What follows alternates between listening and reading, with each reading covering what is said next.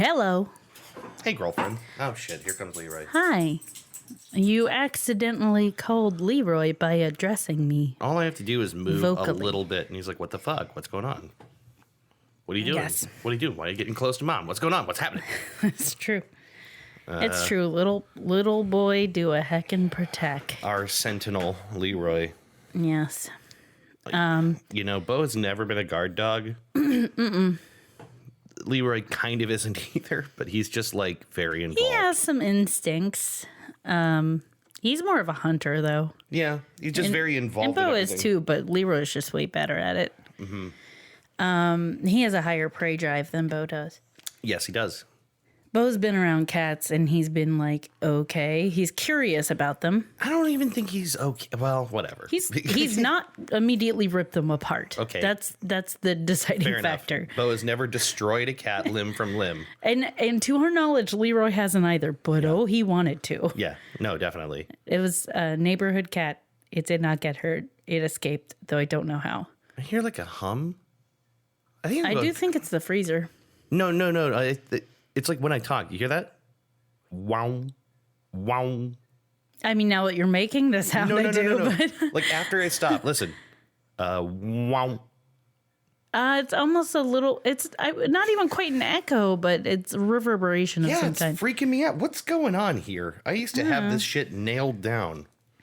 I don't know. It's like something on this table, like maybe this mug.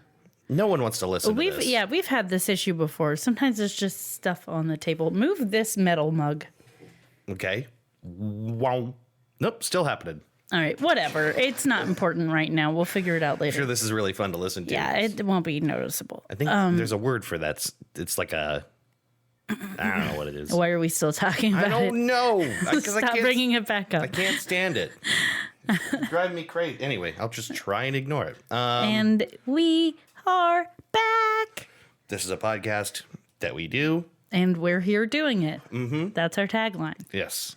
That's our tagline. Yeah, this is a actually, like, podcast underneath- that we do, and we're here doing it. In quotes. Goose chase. Thank God that's not our actual tagline. Oh, hold on. Nope, it's going to be. I got to write that down. Don't do that. Tagline. Dead air. Typing sounds. There's a... You know what? It's just... I can't figure it out. There's something going Oh on. my God. I know. You will not rest. Let's move along. We have something very important that we have to talk about and catch everyone up on. Right, which is 7 steps to groom your Christian wife. Oh, no, it wasn't going to be that. Oh, really? Yeah, I know. It was going to be that your eyes got better.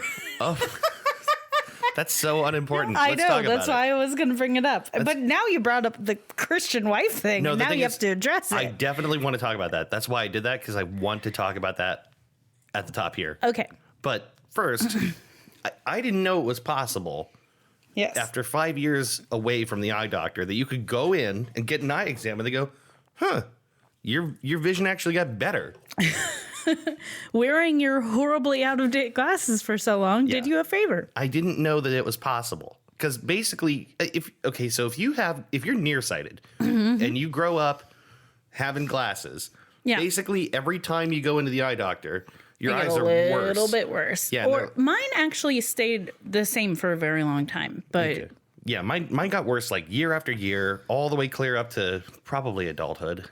yeah. You know, and the thing with mine is though that they're like, oh well, yours is a minor correction. It's not even that severe. I have to wear my glasses to drive. Like legally have to wear my glasses to drive because when I take the vision test, I can't pass it without them. yeah. So I'm like, well, you're telling me it's not severe and that my eyes haven't gotten worse. But shit, like my vision is not good without them. So I don't know. Yeah. I think it's just like with anything, some people are just more sensitive to Yeah. some things than other people. I was but told you that my just- eye is football shaped. Oh, stigmatism. Oh, that's it. Yeah. I have astigmatism. I do not, That's unrelated. that I've been told. Yeah, you can have both issues. They're not necessarily related. Anyway, This is the so interesting. the eye doctor told me that my eyes, my prescription has gotten less severe since the last time I went in 5 years ago. And she said well, she asked me, I think, like, do you work on a computer? Like, and I said, yeah, I'm like always in front of a computer. And she said, well, yeah, you like have trained your eyes. Huh. Which I didn't realize was a thing. Interesting. I feel like the advice you always get is like staring at screens too long is bad, or like it's bad for your eyes, not that you can actually train your eyes. I even asked her because I was like, okay, I'm not the only one that's always in front of a screen now. So I was like, is this common? Like now that people are always looking at screens, are you seeing people's eyes get better? She's like, nope. Like, not like, really. Happens for some people, not for everyone. Yeah. Okay, so one of the things I really like about going to the eye doctor is that 1 and 2 test. Oh, yeah. You know what I mean? Where they're like, does it look better 1 or 2? So I dislike that because it means I have to make decisions, and I always think I'm giving the wrong answer. I like it because it makes me feel like a princess, a pretty princess. And it's like, I can, it's like the Princess and the Pea. I'm like, I don't know. Let me see if I can tell the difference. Give me 1 or 2 again. I don't know. Like you play coy. Yeah, I'm just like, I don't do it again. I don't know. It's so close. And then they're like doting on you. They're like, oh, what do you think? Wow, I feel like I've just learned so much about you. It's the one area of my life where I'm comfortable being like, no, I'm a queen and I get what I want. You're going to spend 20 minutes on this one thing. Hours have gone by. I don't know. I don't know. Do it again. I think there is some actual legitimate truth to that, though. Like, there's very little times where I feel like you'd be comfortable taking someone's time or, like, having them pay attention to you for you to make a decision. Right. But, like, that's exactly... that situation requires that. I'm sitting there thinking... So you have permission to do it. Yeah. Well, yeah, because it's like I haven't had glasses in 5 years. The last time I got glasses was 5 years ago. So, like, this little 10-minute exercise is like the next 5 years of my life. Well, it's also one of those weird situations. It's very unique. Like, very rarely in getting treatment for something. I mean... a little bit here and there, but like very rarely in getting treatment do they rely on you explaining to them what your experience is. I mean, they do to some extent, like, I guess, like how much pain are you in and stuff like that. Pain.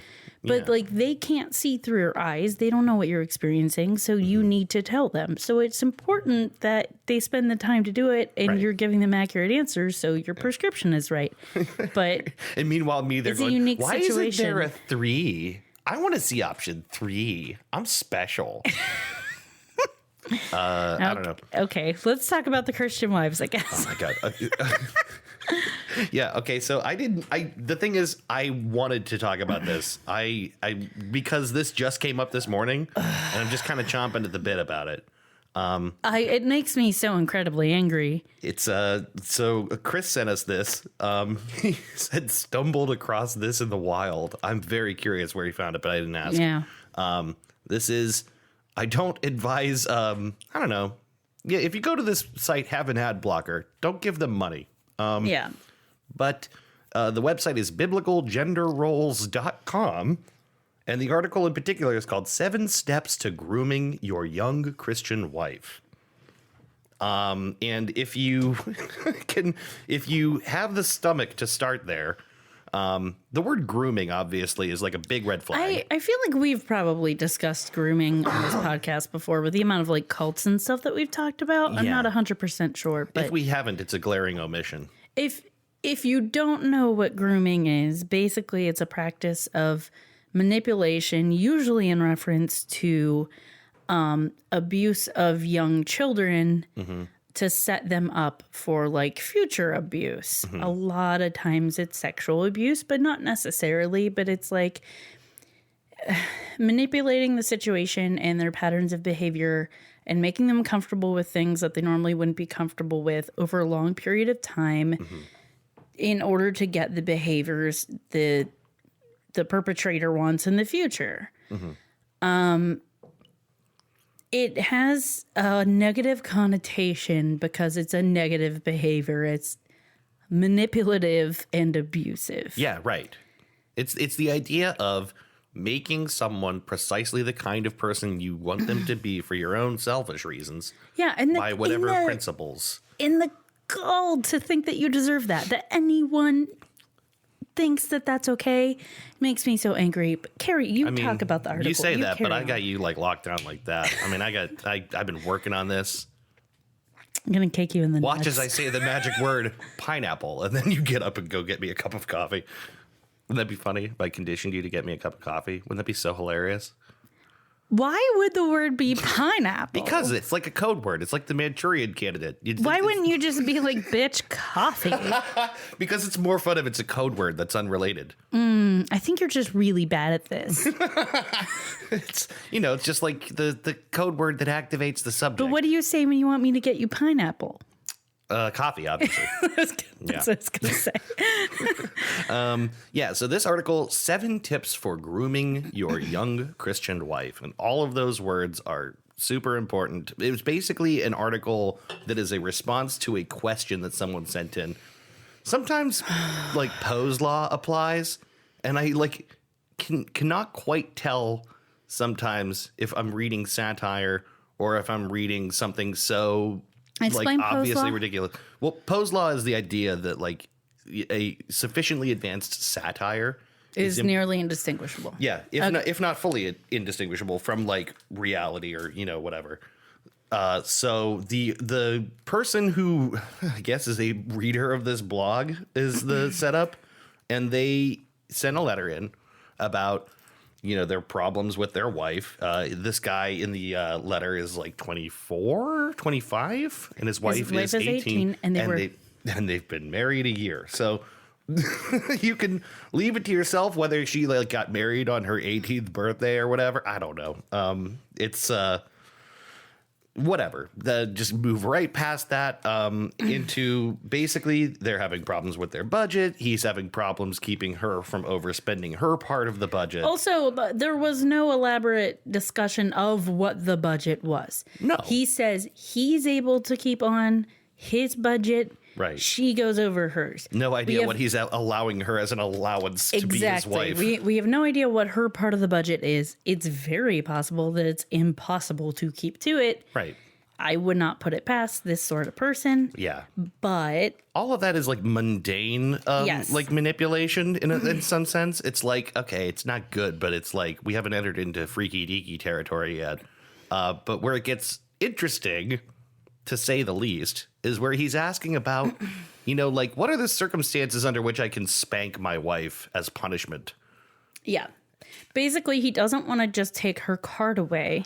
So he's considering spanking her as an alternative, even though he knows she won't like that idea because she'll think that it's him treating her like a child. Yeah. Why would she ever think that?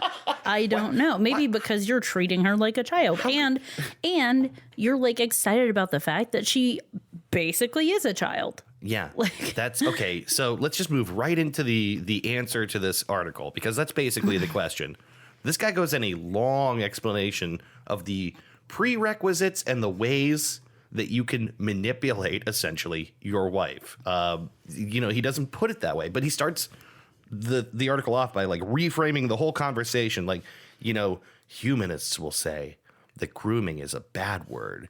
And when it comes you to, should believe them because humanists are people who care about human beings. well, but he makes this distinction like in the world of man. I hate this argument to start off with is like, there's the sinful world of man and the righteous world of God, right? So like in human terms, grooming is bad, but it's sacred in the Bible. I should stop here and just say, I know most Christians don't believe this. Yes. I meant to like disclaimer this up top. Like I'm aware that Yes, we know that most Christians, right. This is something that is a part of like very literal interpretation of the Bible. Most Christians don't do that and aren't, even if they interpret parts of the Bible literally, there are distinctions. And also, like, I do want to say the Bible pretty explicitly tells husbands not to hit their wives. Yes. I'm pretty certain that, so I do, we talked a little bit about this beforehand. I do think that the Bible in many, many places, if not largely overall, is fairly misogynistic in its text. But because of the nature of the Bible, it often double speaks. So people can find, for and against a lot of things. The same with almost any text, but you can take something out of context in any way you want.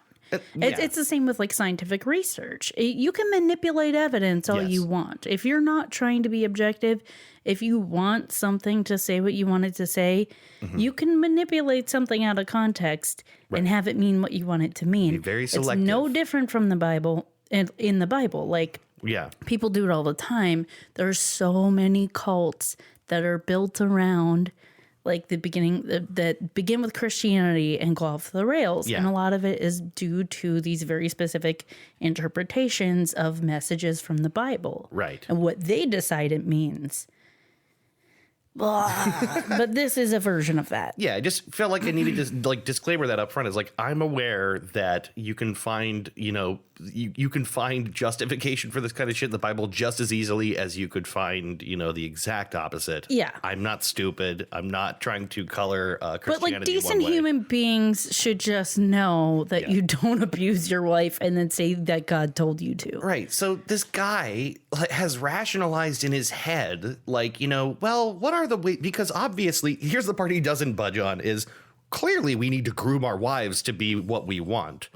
And he has his justifications for that, talking about the idea of making. Oh God, there was a passage. I can never remember like the specific wording of scripture. Nah. He's got time for that. Basically, because it's written, Christian. it's written, in like an archaic kind of version of English. A lot of the King James version is just like it's not natural to remember it that way. But there's this idea of like making things godlike, cleansing them and making them pure and this is in reference to, he uses this in reference to like your wife, like your job is to make her better, which is a good idea on some level. We, don't we all want to make each other better?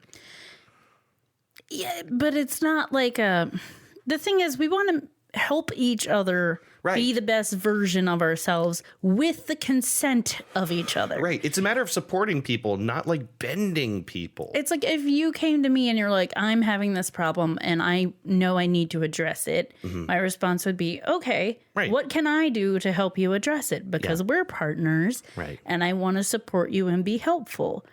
But if you were doing something I didn't like and I took it upon myself to decide that you should change the behavior because I don't like it, and I started manipulating our environment to make you change the behavior, that's not okay. Sure. Because I'm not giving you the ability to make the decision. I'm acting on what I want and not considering you. Right. That's fucked up. It doesn't matter who you're doing it to. That's not acceptable behavior. It's exerting your will on someone. Yes. In his case, someone who doesn't want it. And doesn't Christianity, isn't like free will a thing? That's like a thing. Right. Like you have the ability to make choices and sometimes they're wrong and sometimes you sin and you have to like make up for those sins and prove that you believe in God and you're following his word. But you won't give that opportunity to your wife. Yeah. Like and anyone who needs to believe that they are above another person, they must be so fucking small. Yeah. Like they just, I can't even word that in a way that makes sense. I just keep grunting. No, you're right. I mean, like, that's the thing is a certain interpretation of biblical scripture starts and ends with men are special, women are for men, and essentially not use, but basically, sort of, not use women, but like own women and which isn't better and make them what you want.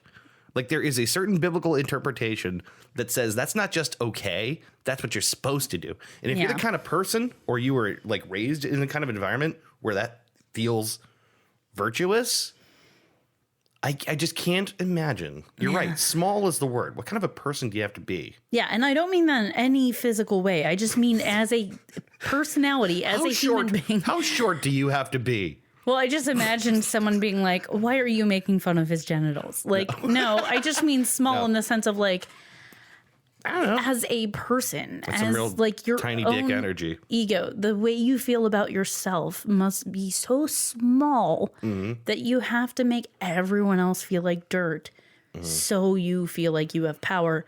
Firstly, in a relationship, you shouldn't need to feel like you have to instill a power dynamic.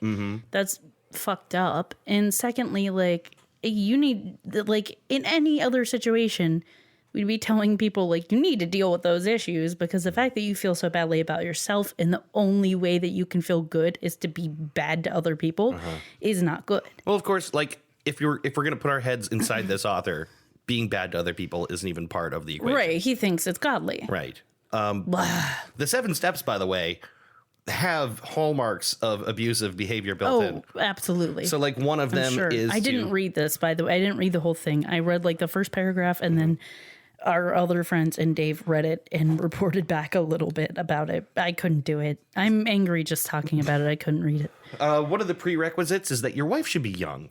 That bothered me right off the bat. It's just like she should be young and younger got than you. chills down my spine. She should be under 25 is the argument. And he even anecdotally says, you know, I've seen women in their late 30s and 40s try to go through essentially workshopping this, and they just didn't have the, you know, they eventually tapped out. They couldn't They've do it. already developed self-reliance and the ability to figure out when someone's trying to manipulate them, and so it just doesn't work. Oh, they're just spoiled for being heavily manipulated by having grown a sense of self. Isn't that a bitch? So that's one of the steps. Some of the steps are like, have a male role model for you. Have a subservient female role model for her. So, in other words, stick close to people who are already well into this kind of abusive bullshit so that it feels normal to you. Yeah, Right? normalize the abusive behavior. There was something that was said, the person who wrote in said basically that, like, I know sometimes you warn people against spanking your wife because there's the possibility she can go to authorities due to, like, and claim it to be abuse. But I know there's no chance of her doing that because she was raised in a Christian household and knows to keep family issues within the family. That really bothers me. And that early into their marriage, they had some issue, and she went to her mother, and her mother said, I don't even want to hear it. work This this is out with between your you and your husband. And my interpretation Mom. of this, way to not, like, get your kid out of an abusive situation. Good fucking job. Although I'm sure she is heavily manipulated too. Sure, but whatever. Yeah, you're right. My interpretation of this, if I can find it, is oh god, it was so far back already. Why did we talk to our friends so much? You don't read what you said about it. Just say how you feel about it. Oh, okay. She won't report my abuse of her, though, because she's been abused her whole life by God-fearing people, and she knows better than to expect help from loved ones, which is what that boils down to. I want to note that also he says in this article, and I shared this quote with everyone, is something to the extent of, you know, I tell you, you know, like I started off very against wife spanking. Then I kind of came I was around neutral to it.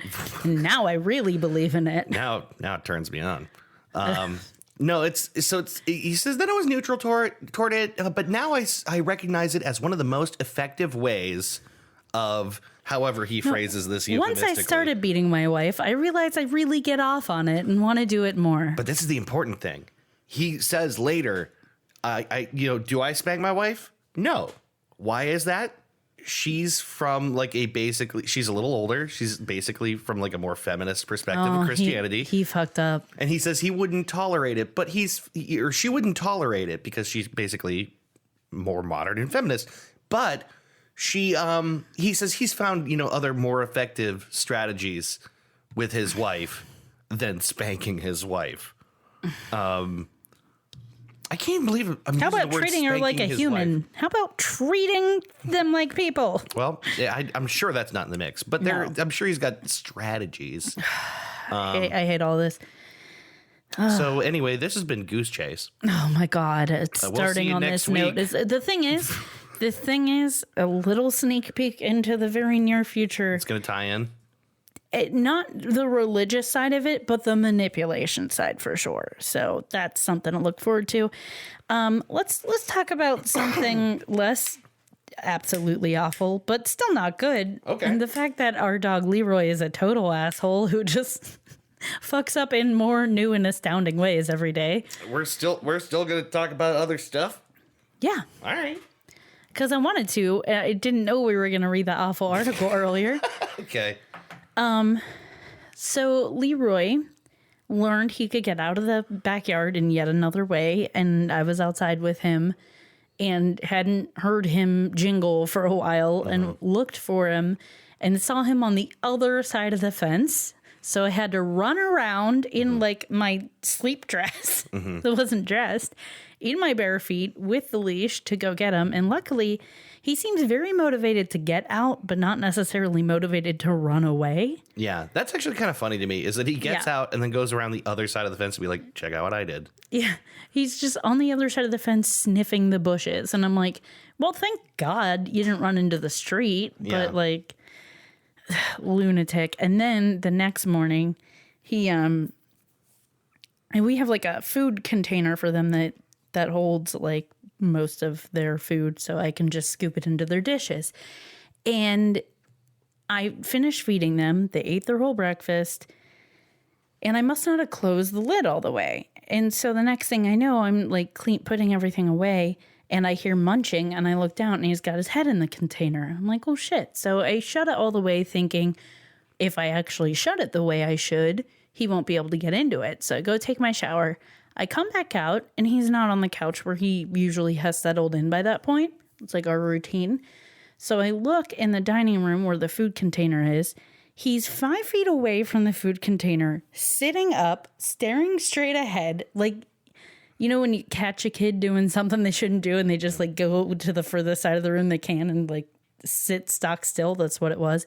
And the food container is wide open. So I have no idea how much he's eaten. Spoiler, it's a lot. Apparently it was a lot. Yeah. Because- it's a ton because he looked like a fucking balloon the At next the day. end of the day, I shouldn't have fed him dinner, but I fed him dinner, not even thinking because I didn't know how much he'd eaten. At the end of the day, we're like laying on the couch and I'm like, he is completely distended. Yeah. Like he had no rib cage anymore. He was a fucking potato. The poor I was scared until I was like, well, he's farting. So he's like, I was afraid his stomach had twisted, but it hadn't.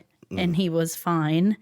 But wow, little lunatic. He's finally back to basically normal. just really upsetting to me. Like, I don't know. I just kept envisioning like the worst possible outcome because he Yeah. looked so bad. Oh, yeah. It was really scary. I mean, you like- called the vet. The next morning I did just in case, but he was fine. And he did at one, like during the biggest part of his like belly being distended, he couldn't even sit up normally. Like he Yeah. wasn't walking as well because he was like so fat all of a sudden. Like he was full of so much gas. He was farting so much. He pooped a billion times because he had did. so much food in him. That poor little guy. The idiot. You find this much funnier than I do. I find it funny now. I was scared at the time, but he just finds new astounding ways to fuck up. It's impressive, really. He's a magician. He is. I think it might be time for a game. I'm with that. I demand a game. I demand a game. I was I going to bang am my bored. can on the table while I did that, and I realized that would be really annoying sounding. Go for it. You already started it. I demand a game.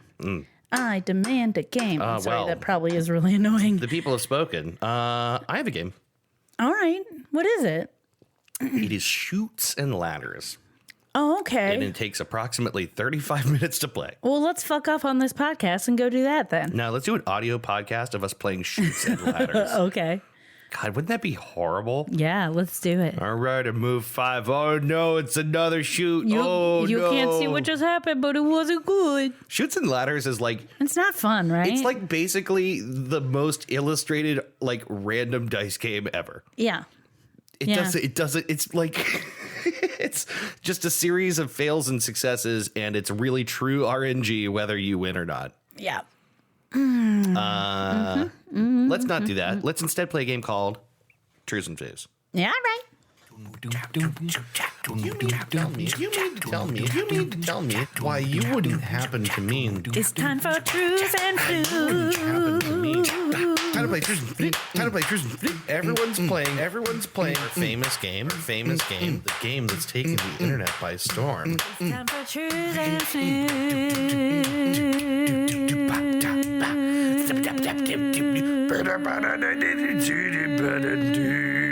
A Merv Griffin production.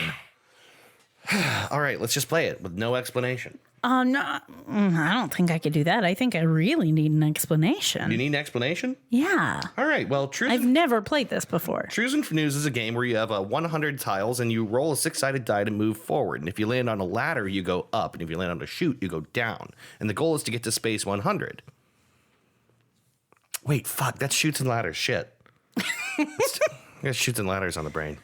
What's Trues and Fnews? Trues and Fnews, that's right. Oh, God, I gotta keep it straight. Trues and Fnews is a game, a classic game, an internet game, a game that's taking the internet by storm, in which I present you 3 stories. 2 of these stories are false stories. 1 of these stories is a true story. You have to determine which of these stories is the true story, the trues, or the false story of the news. Yay! That was really good. That's not bad, right? Yeah. It's a parlor trick now. I have the most useless skill on planet. Want to see my useless skill? It's the dumbest. All right. It's so dumb. All right, David, I'm ready. My Okay. fingers are poised above the keys to write my little blurbs about each of these. One of the things I could have done is pull this up on my phone before I make you sit here and You wait could for have done that I instead seriously- of generating dead air. I seriously don't even know where it is. This is great podcasting. Where is You know, it? we've only been doing this. This is now our 107th episode. And clearly, we're fucking pros. Yeah, obviously. I have completely lost it. Oh my God. Okay. Here we are. Episode 107, Trues and Fnews. All right, here we go. You ready? Mm-hmm. All right. Number 1. An online poll for America's most unfortunately named elected official has found a winner. Voters have selected Kenosha, Wisconsin's Holden Mapeepers for the crown. Number 2. In an attempt to generate new entertainment business amid the COVID pandemic, a small Arkansas fairgrounds is converting its facilities for a drive-through experience, including a drive-through petting zoo, a drive-through haunted house, and a drive-through lazy river. Okay. Number 3. As further proof that the future is just recycled past, To Catch a Predator's Chris Hansen is teaming up with Insane Clown Posse to try and catch a sexual predator. Says Hansen, I'm proud to be a juggalo. Oh, I really need these again. Okay, here we go. Recap. Number 1. An online poll for America's most unfortunately named elected official has found a winner. Voters have selected Kenosha, Wisconsin's Holden Mapeepers for the crown. Number 2. In an attempt to generate new entertainment business amid the COVID pandemic, a small Arkansas fairgrounds is converting its facilities for a drive-through experience, including a drive-through petting zoo, a drive-through haunted house, and a drive-through lazy river. Number 3. As further proof that the future is just recycled past, To Catch a Predator's Chris Hansen is teaming up with Insane Clown Posse to try and catch a sexual predator. Says Hansen, I'm proud to be a juggalo. Wow, I can't even decide. All right. Well, let's move on. All right. Let me give my versions. Okay. Holden Mapeepers won something for the first time since he was named. That's funny. Well, he also got elected, so. Yeah. won Second that. time. My car can't wait for the drive-through log ride. And thirdly, Chris Hansen whoop whoops until he's dead in the ground. It's true. It's all true. I can't decide which is actually real. The God. truth is stranger than fiction, they say, unless we're writing the fiction. That's true. In which case, it's all strange. It's just all equal amounts of strange often. I have confidence in you. I feel like you'll get it. I don't know why. I don't have confidence in me. Because all of these, I think all of these are real. Except, here's the, I don't think the Chris Hansen one is real. Not that because I don't see them collaborating. I just don't see him saying he's a juggalo. Okay. I think he's too classy, and I just don't see him doing that. I will say this: Chris Hansen is not classy. Really? Yeah, he's like got in trouble for defrauding people and shit. Oh, that's true. I think it was an accident, but he's still like, I don't know. He's kind of a mess. Well, anyway.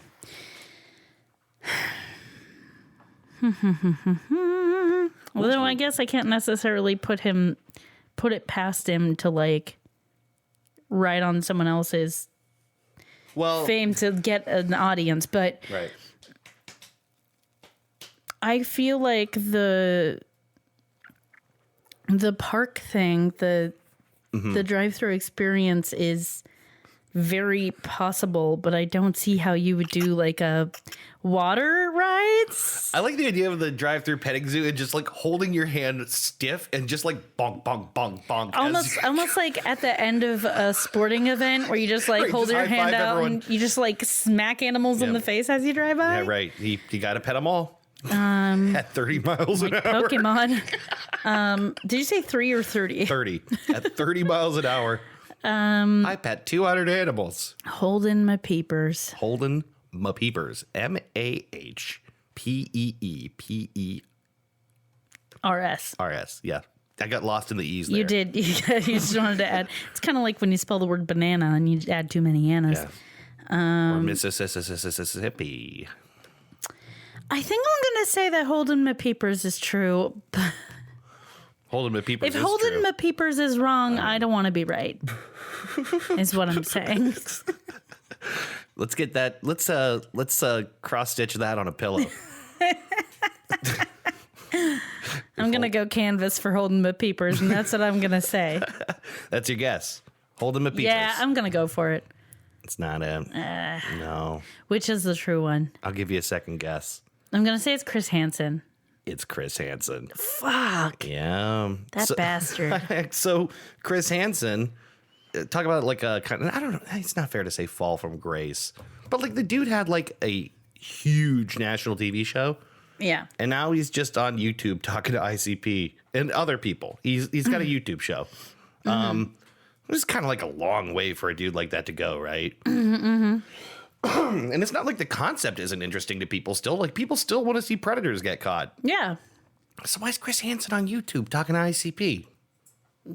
Because he fucked up and defrauded people, apparently. I think just no one trusts him now. I recently read something about ICP about like past songs and stuff that were like homophobic and stuff like that. And one of the guys of ICP was like, you know, everyone makes mistakes, and I really like we regret that we were so uninformed and like The ICP dudes are like hilariously woke. they actually like it seems like they're trying. I don't know if they're acing it, but It's so you know, funny to me. they're actually trying, and they even like told their kids like that we're not proud of that. Like, Yeah, right. we don't believe that. Yeah. To be clear, Ass Dan or whatever. Here's the thing. If Whatever that name was from the ICP is SNL more sketch. woke than you, examine yourself. That's all I'm saying. Yeah. If you can learn something from ICP, you've strayed far from the path. You know, that's a thought. I mean, like somewhere right now in an abandoned field in Michigan, they're probably not setting up for concerts right now, but No. just like the thought that like a I whole think bunch they of did a remote meetup. oh really? I believe I heard that. Just yeah. the notion that like a bunch of dudes in clown makeup are like like following like into I don't even know how to explain it. Like, how in 2020 are ICP the ambassadors of some kind of like rationale to people that might not have like If access Shaggy to it? Too Dope accepts that the coronavirus is real and like it is accepting that, you know, he fucked up and was misinformed, but really was very wrong in his beliefs, you should really consider. Yeah. Like if you're still holding on to the old shit, Holding my peepers. if you're holding the peepers, you shouldn't be. I did not tell you you could. Here's a brief excerpt from that article about Chris Hansen. It says, it might seem that Chris Hansen and a pair of face-painted rappers wouldn't have much in common, but both sides are in complete agreement that, and this is where it gets specific, accused predator Davey Vanity I needs to actually go want to. down. Yeah, I know about this guy. Known for forming the electronic music group Blood on the Dance Floor, Vanity, whose real name is Jesus David Torres, has become the subject of sexual assault and rape allegations made against him by over 20 women. I fell down a rabbit hole about this guy like 5 or 6 years ago. He's a total piece of shit and he is a predator. Well, many of the victims were underage at the time of the alleged attacks, and even some of Vanity's former bandmates have corroborated the accusations by describing the musician as a sexual predator. Earlier this year, Hansen announced that he was launching his own investigation into Vanity, and that it had also been reported that the FBI are investigating the claims.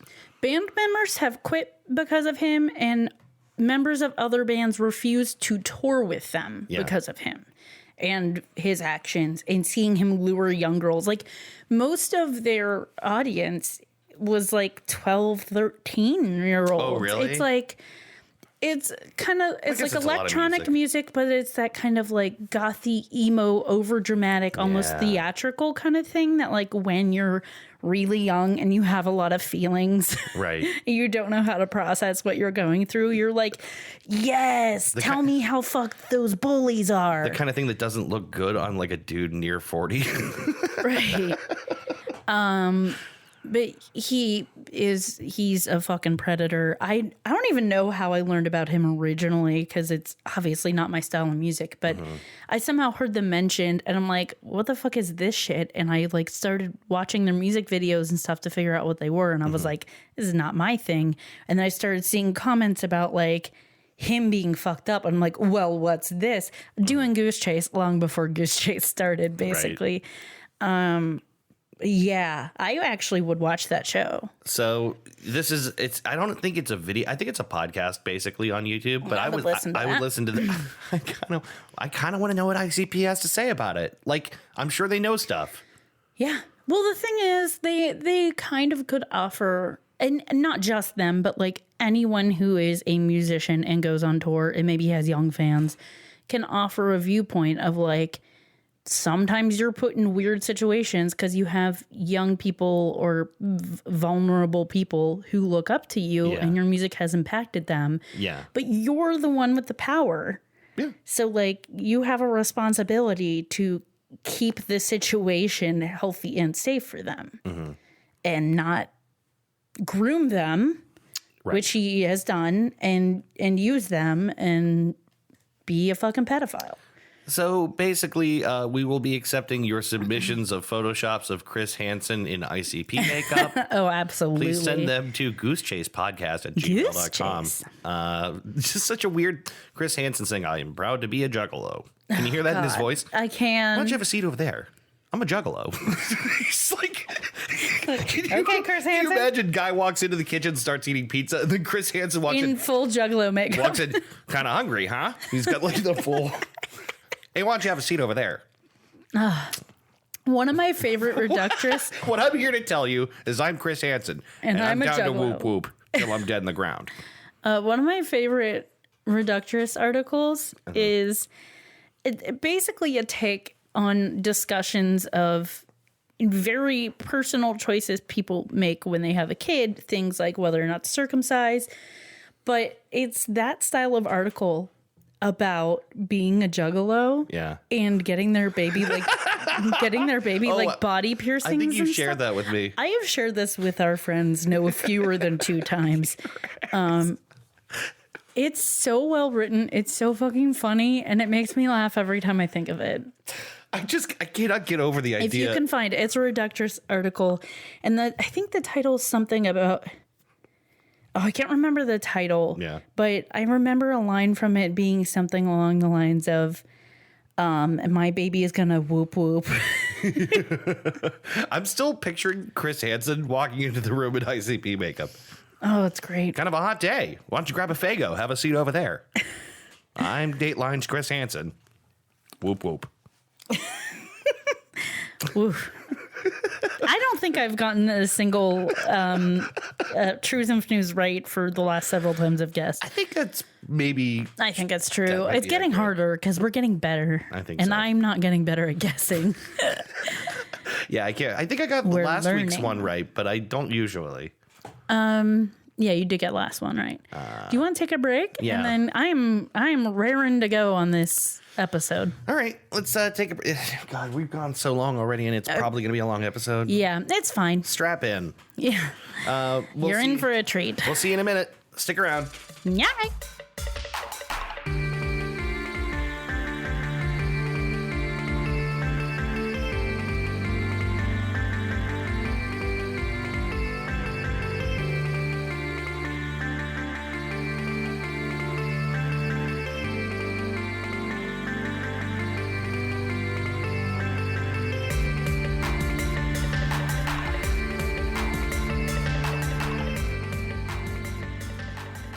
We're back. And we're back. We sure are. Well, you are in for a treat. Let me tell you. You've been working on this for days. Yes, it was very difficult to just distill down into the way I wanted to tell it. There's a lot of information. It's just a big story, so I'm just going to get into it. But By now, everyone listening to this knows what this is, and I do Yes. not. So, well, let me introduce it properly in the voice of Stefan. yeah, right. If you're looking for an incredibly bizarre story that will hurt your brain, this story has everything. Robert De Niro meeting Mikhail Gorbachev, horrifying accounts of every form of abuse possible, someone who was granted a full pardon by President Trump, the mafia, Sarah Lawrence College, and former mayor Rudy Giuliani. All Beautiful. of that's true. Beautiful. All of that's true. You're describing the entirety of the mess of the last 4 years. Basically, this I recognize is most of what you're talking about. Didn't know about the De Niro thing.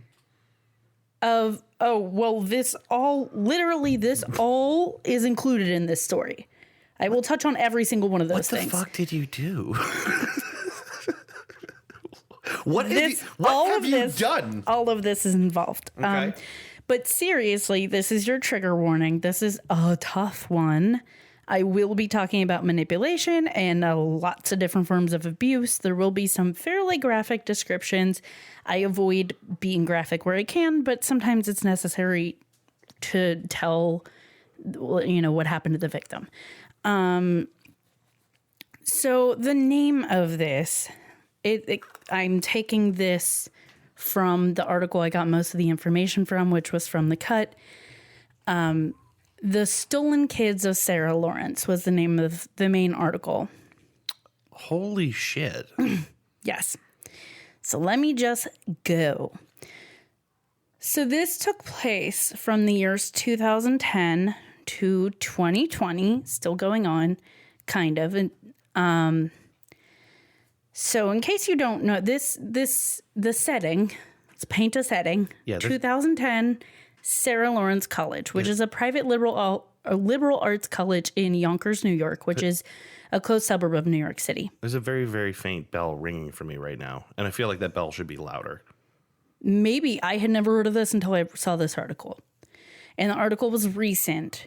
The original article came out, I think, April 2019, and there's been more recent updates, so the article's been circulating again. So Sarah Lawrence, and just to give a little information about the school, they operate on a similar system of like Oxford and Cambridge, which is they teach in small seminars. And then you also get one-on-one student faculty tutorials, and you do independent research projects. They don't have like traditional majors. They have like groupings of majors. It's extremely exclusive. Yes. So the players in this story, because there's a lot, and I'm not even listing every single person involved here, but Lawrence Ray, who is the biggest one, Talia Ray, who is Lawrence's daughter, the 7 original roommates, who include someone named Juliana, who doesn't play a big part in this story. Not that she wasn't a big part of it, but like the article, not everyone participated in the article. Not everyone agreed to give interviews for various reasons. She just didn't. So there's not as much information about her, and that's the same with a lot of these other people. Isabella, Claudia, Daniel, who did give interviews for the article. So a lot of it is from his perspective, and we have more details about what happened to him versus some of the other people. Other people involved who weren't in it from the very beginning are Santos, Yelitsa, and Felicia, who are siblings. Lee Chen and Bernard Carrick. You might recognize that name. Not sure if you will. Not yet. All right, so the story. Holy shit. So it is recent. It plays out from 2010 to 2020, like I said. Begins in 2010 at Sarah Lawrence. So Talia Ray is a sophomore at Sarah Lawrence, and most of her friends, fellow sophomores, were 19 to 20 years old. And they're basically kids. Yeah, right. She was a little bit older than them.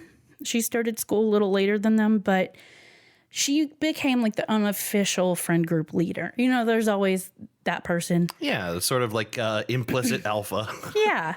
So she had organized the living arrangements for that year, and they were going to be living in Sloanham Woods 9, which is a 2-story brick dorm building right in the middle of campus. So come late September, so still like beginning of the year, she tells her roommates that her dad is getting out of jail and will be living with them for a while. Huh? To which I wrote, okay, just hold on a minute here. If I'm in college, I definitely don't want to live with anyone's dad, and super definitely not in a dorm room. Wait, is it a... Well, it's a dorm building, so all of them are in the building. Right. But he's staying in the common room, or he'll sleep on the floor in his daughter's room sometimes. This has to be against some kind of rules. Definitely. Yeah. Definitely. We'll kind of get to that later. Sounds pretty strange to like pretty much anybody else, but Talia's friends had heard about her father since they've known her. She speaks glowingly of him. She says he's a truth teller silenced by powerful men. He went to prison or jail for heroically trying to save her and her sister from her abusive mother. And he was incarcerated due to government corruption. I'll address all these things later. I'm sure. But this is what she's told her roommates Yeah. about her dad. So they're like, no, clearly big part of her life, hard times. He needs a place to like get set up. It's already so much larger than life, though, that like you'd be skeptical, wouldn't you? I would be. Yeah. But again, these are like 19, 20-year-olds. And if you haven't had a lot of experiences, you know, you believe your friend. Yeah. So at first, some of the roommates were suspicious, specifically Claudia, but they eventually came around. So things start out okay. Ray quickly adopted the rule of house dad. He's making nice dinners for everyone, ordering expensive takeout, does all the cleaning, takes the kids under his wing. He's offering them advice, otherwise known as love bombing, Yeah, right. making them feel really great, really comfortable with him being there.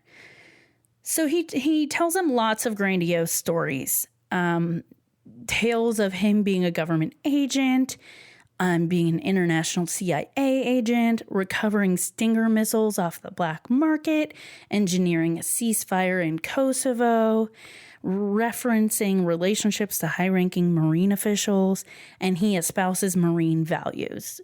For all they knew, he had been a Marine. He was very into that. So Again, more on those claims later. A certain part of this, I want to like tell you what happens and then come back and fill in some details. You're narratively giving us the story in the order that they receive it too. Yeah. Because I'm sure that they also start Right. with this and end up with a very different understanding of this guy.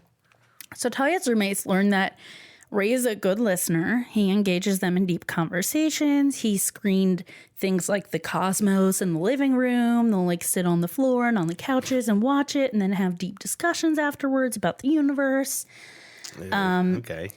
This is in bold. I need to put this out here right now. Several of these young adults already struggled with depression and a lot of the typical problems that you deal with as a young person navigating college. See also millennials. Yeah, but like things like dealing with your roommates, dealing with relationships. Claudia and Santos suffered from depression already. Daniel went through a breakup during all of this and was exploring his sexuality and questioning whether or not he was actually gay. Isabella went through a difficult breakup soon after Ray moved in. They are so young. This is a vulnerable population, and some of them might be particularly vulnerable because they already are dealing with a lot of mental health issues. Yeah. It's a heavy thing to deal with, and I mean, we're talking about kids at like 20, right? 19 or 20. I mean, like, you remember yourself at that age. Yeah. I mean, weren't we all a mess? Yeah. So at the end of that sentence, I wrote, "Fuck you, Lawrence Ray." Well, I'm going to call him Larry or Ray at this from now on, by the way. okay. So the manipulation begins. Ray told these young people that they were brought together in life because they had a shared obsession with taking their own lives. Now at this point, and Santos wasn't an original roommate, but of the original players in this story, the only one of them who had ever attempted suicide before meeting Lawrence Ray was Santos. So him telling these kids that they had a shared obsession with taking their own lives is unfounded. There's no evidence that they actually feel that way. Right, but they're all he's putting that on them. But they all have some kind of depression, so it's like not that hard for them to kind of justify that. And it's not like you walked in the door and went, "Hey, y'all are obsessed with taking your own lives, and that's why you're here." It's like he's already made himself the father figure. They already trust him at this point. And he's love bombed the shit out of them. So he's laying down like life lessons, and they're primed to accept that. Yeah. Yes. So I've never been paying more attention to you than I am right now. This is very intriguing. Just the beginning. So Ray starts having counseling sessions with them, individually and eventually also group sessions. And specifically, he helped Isabella process her breakup. And apparently, she was struggling with it a lot. A lot of her roommates described her as being very fragile.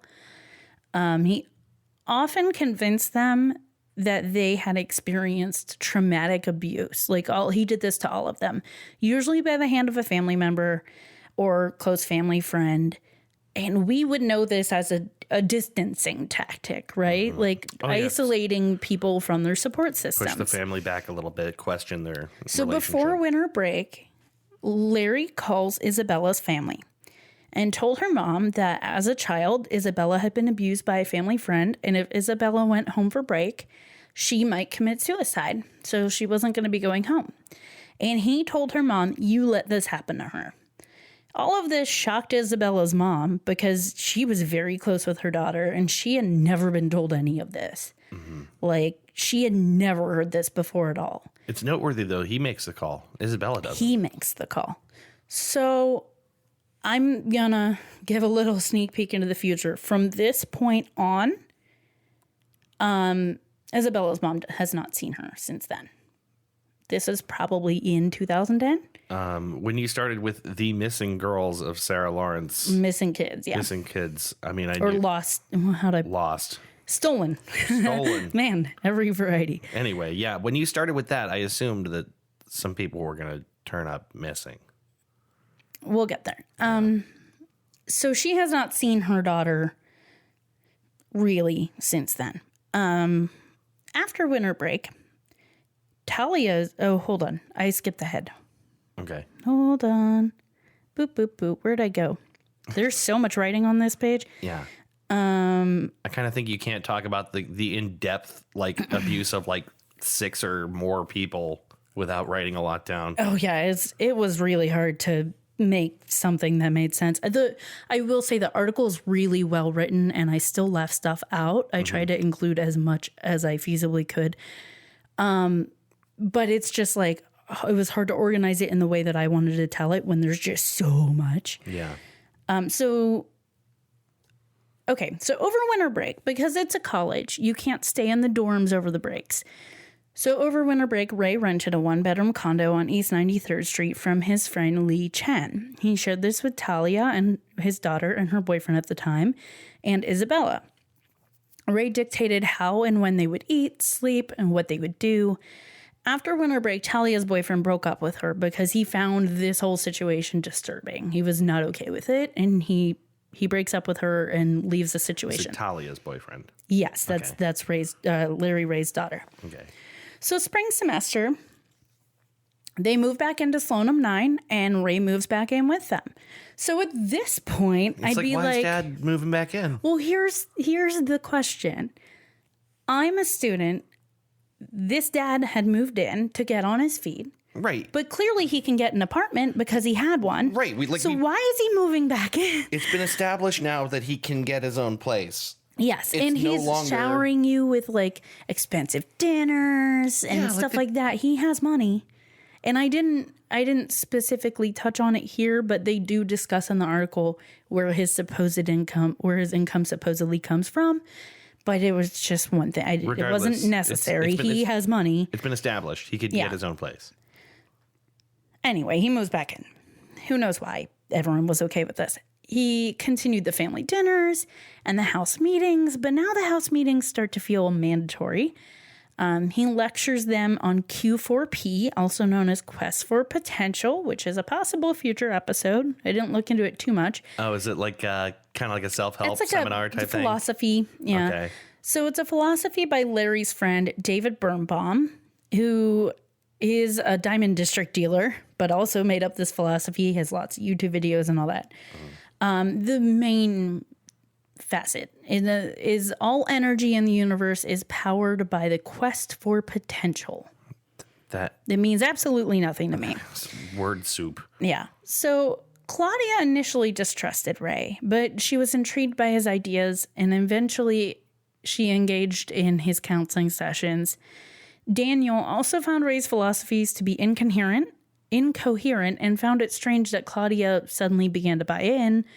But by the end of the year, Daniel's relationship was falling apart. You said Daniel and Claudia. I'm really sorry. I just There's a lot of names. Yeah, these are all just names. So They're both Daniel already was the roommates. suicidal one, or the one that No. he said. No. Oh my god. Daniel was the one. Hard. Daniel was the one who I said would have a breakup and question his sexuality. Gotcha. Santos, who comes into the story a little later, was the one who had been suicidal before he met Gotcha. Larry Ray. And Claudia. Claudia was another one of the original roommates. Gotcha. Sorry. I know if I'm having a hard time keeping all the names straight, maybe the listeners are too. So Yeah, it's just like trying to like create I was identities too. for them in my head. It's really hard. Yeah. It's a little easier when you read it, And maybe but see it some is hard. faces. Yeah, well, then there weren't any. So Daniel's relationship fell apart. He's questioning his sexuality. Right. So all the friends say, you should really talk to Ray about this. He's a great listener. I think he could really help. So they go to a coffee shop, they sit down, talks to Ray, and Daniel felt really validated talking to someone who's essentially like a real macho guy. Like, he felt really validated. And Ray insists to Daniel, he's like, you're 100% straight. I could tell. Okay, I was going to ask what you meant by validated, and I could see that, like, basically... Validated his feelings about the breakup and everything. Just like to have someone and have another man listen to your concerns and your emotions there may be is a good feeling. There may be some underlying current of, like, not wanting to believe that he's gay, if that's on the Yes. table. So Yeah, this so- big macho dad... So Larry says, I 100% can tell you you're straight because I can tell that you're straight. I'm not sure how that works, That whatever. doesn't work, but it's anyway. reverse gaydar. Yeah. So Ray suggests that Daniel move into the apartment with them for the summer. And so he didn't want to go home. So he did. So this is a great New York quote. If you want to know what it's like to live in New York, especially as a young person with very little money, this is all you got to know. This is a quote from Daniel that was in the article. Part of why I got in a cult at all was because I had no idea how one finds a place to live in New York. Yeah. And that's basically what happened in this case. He didn't want to go home, but he was offered a place to live in this apartment with them. Yeah. And so he did. Well, yeah, I think a lot of people, I mean, a lot of young people move to New York with very little idea of how to make it there.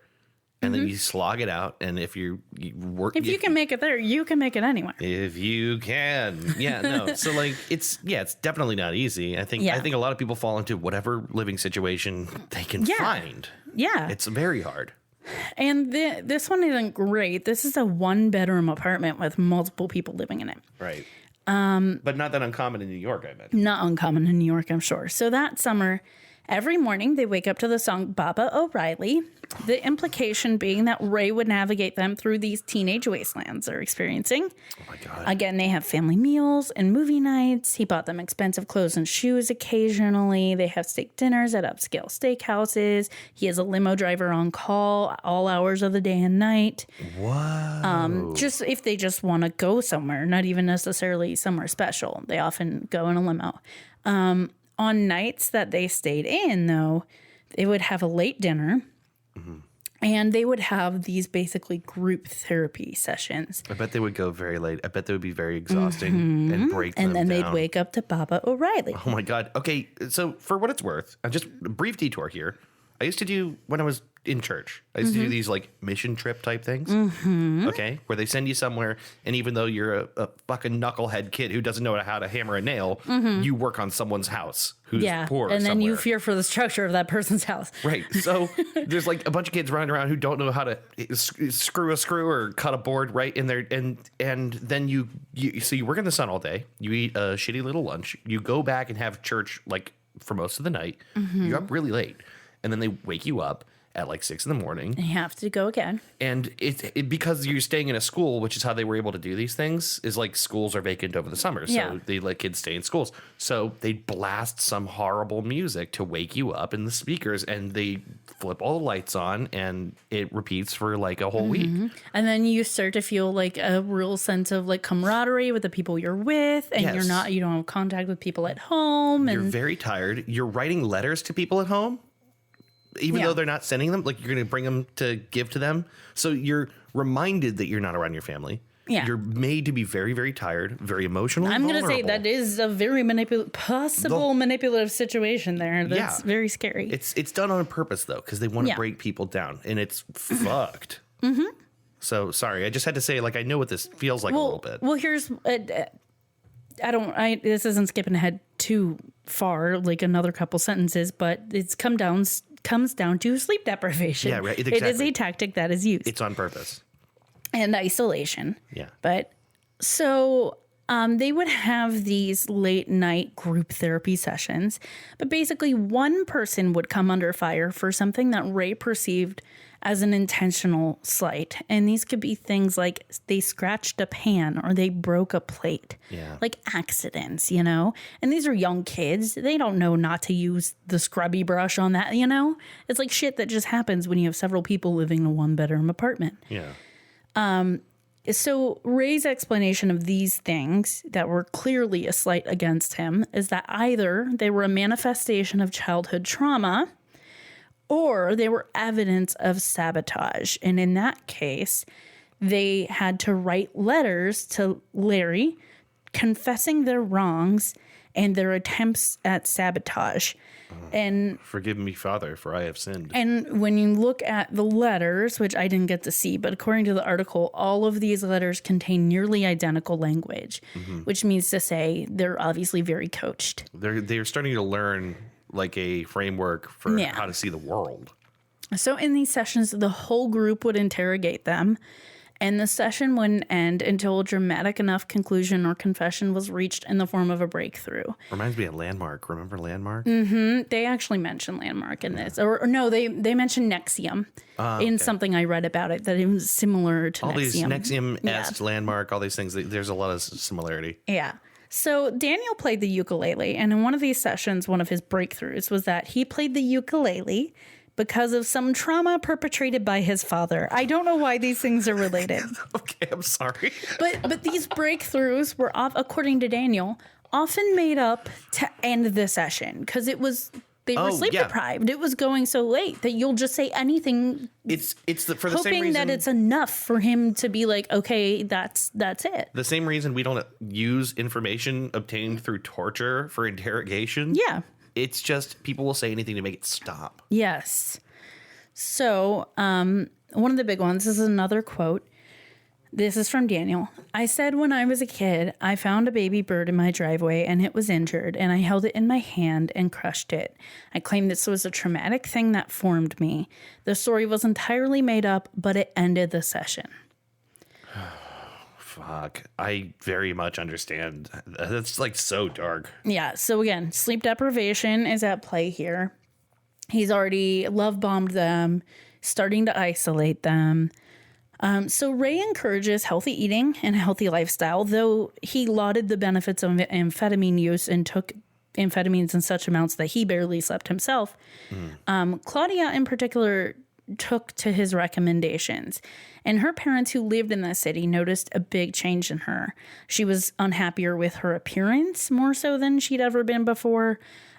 She was saying things that sounded like Larry, like espousing marine values, like this 20-year-old girl. Yeah, like you start to recognize when other people, like when their language changes. When they're not speaking their own language or Yeah. using someone else's. And she started to disparage her parents and the way they ran their household. And they were really concerned that Ray was living in the dorms, living on campus, and spoke to the Dean of Student Life, Alan Green, who said there was no evidence Ray was living there and that parents were allowed to visit despite other complaints they'd received. And I want to say at this point that Sarah Lawrence's official statement is that they've received no complaints about Larry Ray and had no idea what was going on at the time. I find that hard to believe, and I think this seems like very negligent. Considering that her parents say that they had complained, Claudia herself at one point had complained to the dean at the very beginning that she was uncomfortable with him being there.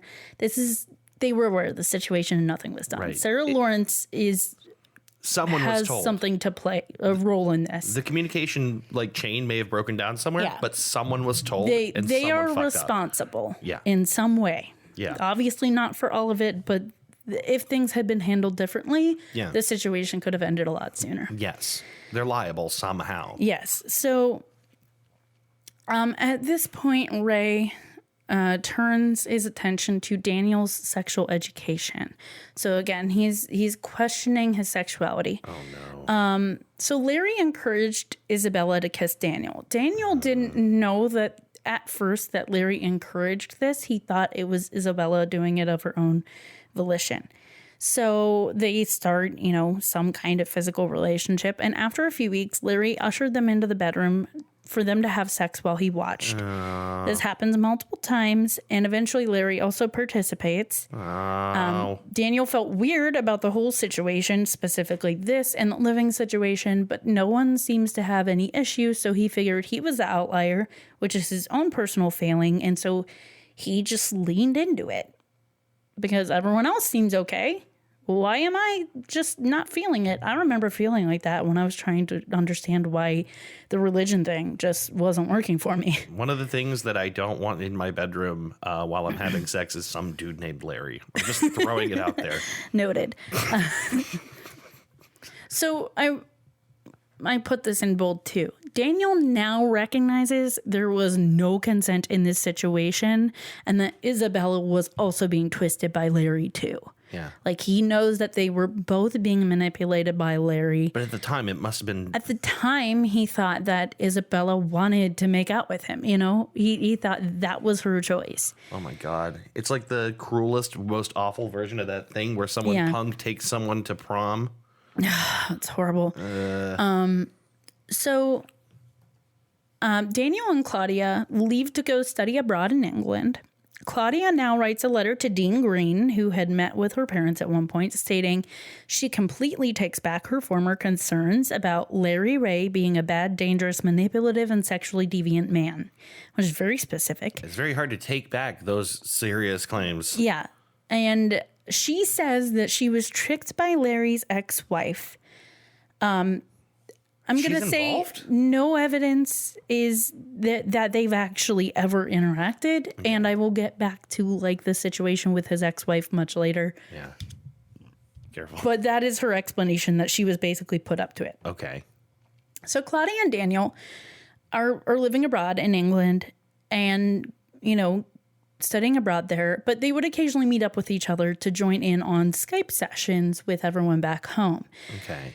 And in some of these sessions, Larry coached them through sex.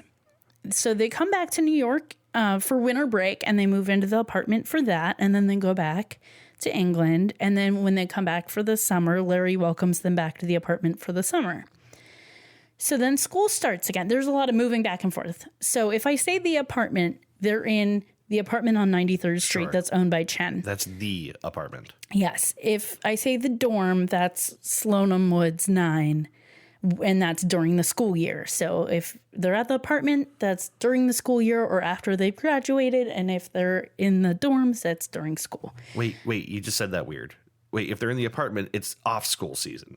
Yes. Or after they've graduated from school, because this continues after. And just to be super clear again, this is the apartment that he rented on the 90-something street on the east. 93rd Street on the east side from his friend Lee Chen. Gotcha. Cool. Okay. So school starts again. I guess at this point, I shouldn't have been so decisive about that. At this point, they decide to stay in the apartment and not move back into campus. I didn't realize that. So Daniel stays in the apartment. Claudia gets on-campus housing, but she visits often and remains close with Larry. Larry starts doing his own renovations to the apartment, including removing door handles on bathrooms, so nobody has any privacy. Oh my God. But at this point... That's actually the worst thing that you've said yet Yeah. to be. Yeah, this is horrible. This is Dave Dragowski's bathroom nightmare. Dave Dragowski's actual real life bathroom nightmare. Living with other people that you aren't necessarily particularly there's close no- with, and there's there's no- no handles. And If there's no handles, there's a hole in the door. yeah, so Can't poop. it's Would die. Would die. would die of too much poop. Yeah. It's at this point well established that Larry's actions are always for a good reason, so no one questioned it. They just go with it because they've already been so manipulated at this point that they don't even, it's not even a big deal. Right. So Daniel's relationship with his parents declines. And at some point, Daniel's parents can't get in touch with him reliably, and Daniel's dad writes him a letter. And in this letter, this is a quote. He says, "This only seems to happen when you're at Larry's, but I can't figure it out. Are you in a trance? Drugs?" Like, his family clearly knows there's something wrong, and it Right. has to do with Larry. And their minds But if- go to the natural places. Right, but like, if you can't communicate with your kid, you can't get that start. Like, he doesn't know what's going on. I feel very bad for all the parents here. God, it's just horrible. Claudia's parents continue to have similar concerns. At one point, Larry and Claudia visit, and they accuse Claudia's mother of not loving Claudia because her mom had lost a female child before she had Claudia and was still mourning. This isn't true. Claudia's mom says, "I was ecstatic when I had Claudia. I course she wanted a was. daughter." Like, Of course she was. yes. So Claudia took Larry's side when he's accusing her mom of this, and that's the moment her parents knew they'd lost her. That makes me really sad. Yeah, this story is so sad and so fucked up. I'm really sorry, guys. It goes places. It also feels like kind of important. I think it is. And the only places I could see that had talked about it were The Cut and like New York Magazine, which is obviously this is a very New York centric story. Right. But Like, like how is this went on for 10 years and the article came out in April 2019 and I just now heard about it because a recent update was made. It's very strange to me that this is not How are we not talking about this? more on the front of our minds. So at this point, what we're going to talk about next is particularly awful. And if you need to skip ahead a little bit. I understand, but it's going to address some very, very bad physical abuse and sexual abuse of Daniel. We got very emotional talking about it, and I just felt the need to come back and give a warning. So in case you have to skip that part, you can skip that part. If you want to skip this stuff, go ahead to 1 hour, 26 minutes, and 40 seconds. So, senior year. Talia misses her law school deadline. Larry blames Daniel for distracting her. Daniel will not confess to this in session. Wait. Say that one more time. So Talia misses her law school deadline, Okay. like to apply for law school. Oh, okay. And Larry blames Daniel for distracting her. But although Daniel has established that at times he would just make shit up to end sessions, Yeah. he will not admit to doing that because he absolutely didn't. And he knows, I'm sure he could tell that Larry was very mad about this and was like, I'm not admitting to that. And that's it's also like a huge, like, A huge accusation that you would do that. and at this point, these are the only people that they have. Right. So to They've be been accused of- isolated from their parents and other friends. To be And accused of hurting each other in this massive way must Yeah. feel like a bridge too far. it's like a powder keg, right? Like, so Larry constructs what he calls a garrote from small garrote? Garrote, Garote. I never know how to I pronounce think that. it's a garrote. All right. Well, whatever. actually said it. He constructs one of those from small balls of aluminum foil wrapped in saran wrap. Daniel refers to it as like a necklace. It almost looks like a necklace. So this, the foil's wrapped in like a thin layer of saran wrap and connects them all together. Which he then, this is graphic, I'm sorry, which he then made Daniel wrap around his penis and testicles, which cut off the circulation to his genitals and cut into his skin. Yeah, that's the reaction. Incredibly fucked up. At one point, Larry held a knife over a kneeling Daniel and threatened to dismember Daniel. And the reason he did that was because Daniel supposedly had damaged the oven. So it's like taking... I no longer care the correct way to pronounce garrote. Yeah. I have different concerns entirely. It's taking less and less provocation for bigger and bigger violent reactions. On one of his last visits, this is very, very disturbing. I'm sorry. On one of his last visits, Daniel confessed that he was still questioning his sexuality. Larry made him put on one of Talia's dresses and tells him to go get mail from the lobby. That's bad enough, but... to humiliate him. Yeah, so he comes back, and when he comes back, Larry has a dildo and orders Daniel to penetrate himself with the dildo while his friends watch and laugh. So Daniel follows orders and says he was horrified, scared, and crying. Sorry. This is a lot. Holy shit. This is a lot. Sorry, that's really bad. So in spring semester 2013... I almost feel like we need a break. Like, Jesus Christ. Do you want to take a little break? I mean, I can't believe. It's not even over. This is all really bad. But we get the most information from Daniel because Daniel participated the most in the article. Yeah. So we But- don't even know the entirety of the abuse But inflicted I on think everyone we else. should consider if he was doing this to Daniel, he was doing equally horrible things to everybody else. Except maybe his daughter. But everybody else involved was being horribly abused. This is probably This is the worst thing we've ever talked about. Well, I don't know. It's, you know what it is we talk about abuse and manipulation a lot. Yeah. But I think it's worth noting that we often talk about stuff like this From a distance? Relatively distance. Yes, right. You put a little bit of space in between you and something by not personalizing it to the extent. And also often from the distance of time. But like these people who were in this abusive situation are 2 years younger than us. Yeah. When this was happening, when this started in 2010, I had just graduated college. Yeah. This is not far from my life experience. Like this could have happened to people we know. Yeah. And it's it's horrible. And a lot of times we also try not to talk about the graphic stuff, but I feel like if Daniel wanted people to know this, he interviewed in the article. It's important to talk about how fucking bad it was. So I'm sorry. No, I think no. I felt like we needed to take a second because I don't know. Like we don't typically get this. We don't get super emotional. I don't know how to put it. Yeah. Like, we don't get like this close to the specifics of the violence perpetrated on people. Yeah. So just okay. You ready to go back in? Yep, let's move. Okay, so spring semester 2013, after that last experience, that was basically the breaking point. Daniel moves into on-campus housing and stops responding to calls and texts from the group. Good job, Daniel. Good job, Daniel. He's attempting to heal. He has a really difficult time getting therapy he knows he needs because so much of the torture was a bastardization of therapy and counseling. I'll touch back on Daniel Right. and catch up on that later. That's another section. Right. I just have to tell you the only thing that's propelling me forward here without being completely doomed is that he was interviewed for the article. Yes.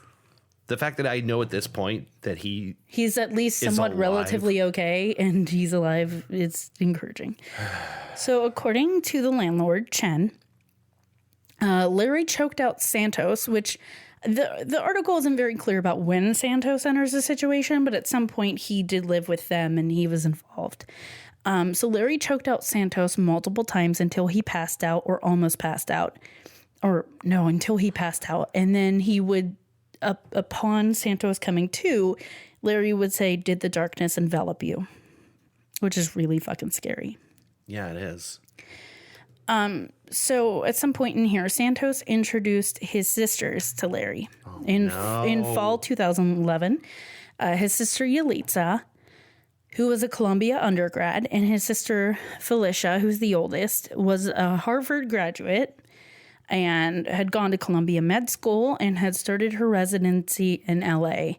Larry convinces her people are after her and out to get her. And she abandons her residency program and moves to New York and moves in with Larry, and they begin a romantic relationship. Oh, no. Larry has referred to Felicia and Isabella both as his wife at various points. He has a long history of manipulating women. He's been known to offer up former girlfriends for sex to other men, like using them as a bargaining chip.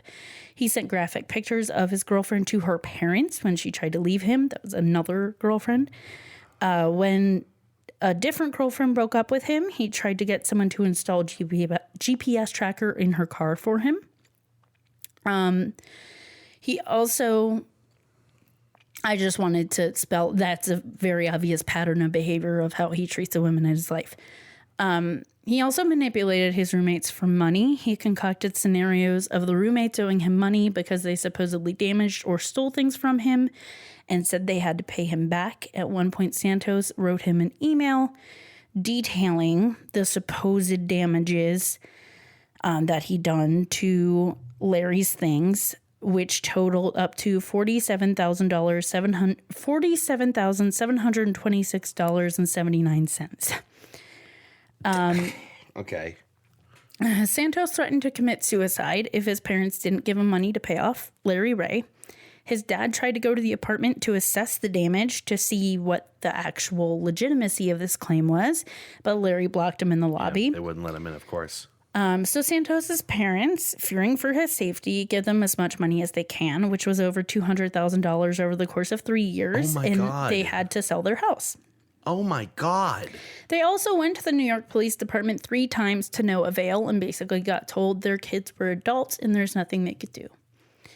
Claudia's parents also went to the police with similar results, and after a wellness check that they requested, police concluded Claudia was there of her own volition. Her parents did not agree, but that was what they were doing. Our system is not set up to deal with this. Yeah. So, that's another failing, another system that should protect. They're to protect and serve, and They didn't, and they're not set up for this shit. We do not. We have don't handle this stuff right. We don't have a great mechanism for the Adults being manipulated. yeah, like what does of your own volition really mean Yeah. there? We don't have great mechanisms to be like, okay, yeah, but this person has been bent. And here's the thing, like, I'm sure Larry was in the house with them. You think they're gonna say, I don't want to be here? And by that point, they'd all been so thoroughly manipulated and bought in so completely because they didn't have a choice that, of course, they think they want to be there. So the end of senior year, and some of them went to Larry's father's house in North Carolina. Again, just lots of moving around. The people who went were Yalitza, Felicia, Claudia, and Isabella. He made them install a new drainage system for him, so he forced them to do physical labor. He accused them, again, of causing damage to his father's house, and they all start asking friends and family for money to pay Larry back. So in 2013, again, this is really dark, Yalitza attempts suicide by swallowing a whole bottle of Tylenol, and she goes to the hospital, and her parents visit every day until one day they're stopped by security, and Larry's there, and the parents had to be accompanied by Larry if they wanted to speak to the doctors. Larry's being given information from the doctors and making suggestions to doctors. Are they actually married? I mean, No, they're not married. I don't understand how this is possible then. A quote from Yalitza: "He was able to examine me when I was in a coma, look at lab results, and make suggestions to my medical team." Yalitza later said in court, "He saved my life." Again, she was still bought in at this point. There are legal rules about who What I wrote at this point, can Dave, access is your medical information. this is so illegal. Just how? And I think so. Larry knows a lot of people, and he is very manipulative and charming. He's very good at it. I don't know how he was able to achieve that because the system in place is supposed to prevent it. So that's yet another failing.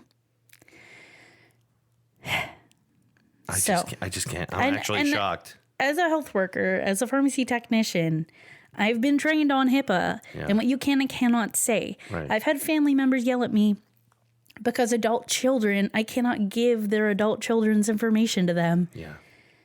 That's the way it is, though. Like, I am protecting that person. Yeah. I just By can't following imagine those rules. how they fucked up so bad. Well, it's not the only time, because in 2014, Claudia attempts suicide by swallowing a bottle of Tylenol. Oh my God. And her parents say it's a similar experience to what we just talked about. Claudia will only speak to Larry, and the nurse tells the parents they've seen Larry before.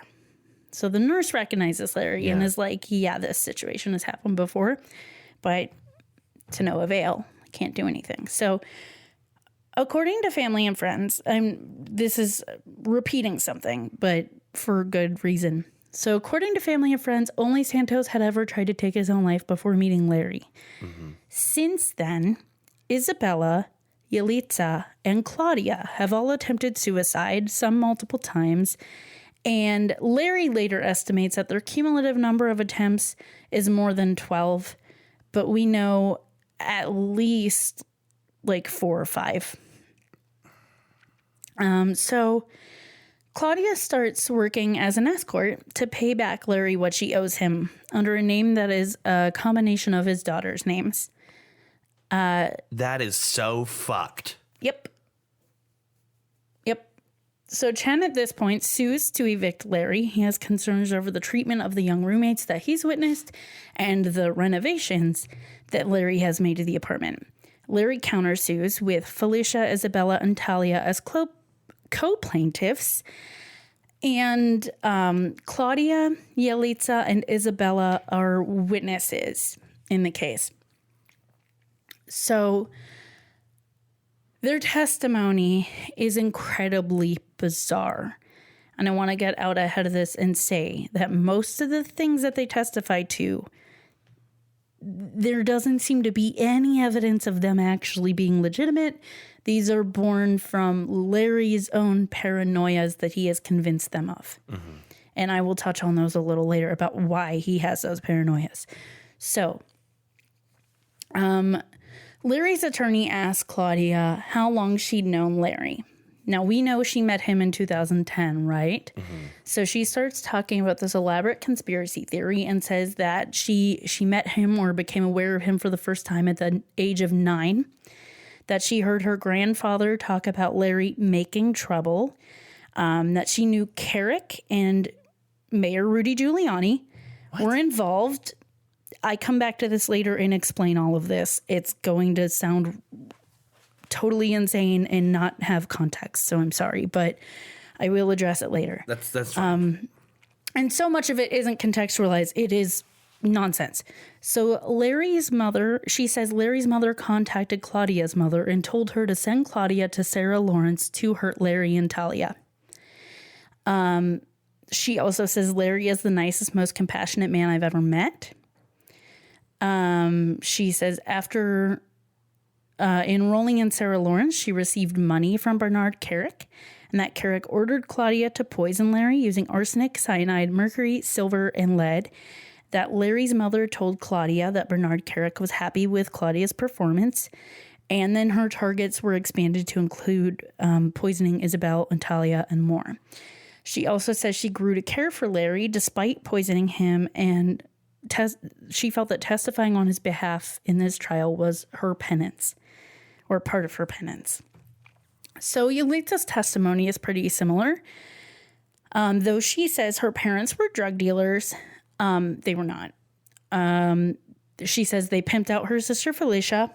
They did not. She says she poisoned Larry using various substances. I also did not see anything in the article that seems to justify that anyone is actually poisoning him. There doesn't really seem to be proof of this aside from Larry's own claims. So she says she poisoned Larry using various substances, including heroin, fungicide, LSD, and at one point fecal matter in bandages. They did not go into details as far as why or how or any context. She attempted suicide again in 2013. She says it was because she felt guilty about the poisonings. She also says her parents offered her $1 million for poisoning Larry. They clearly didn't even have that much money because they gave it all to Larry and had to sell their house. Every bit of this is absurd on its face.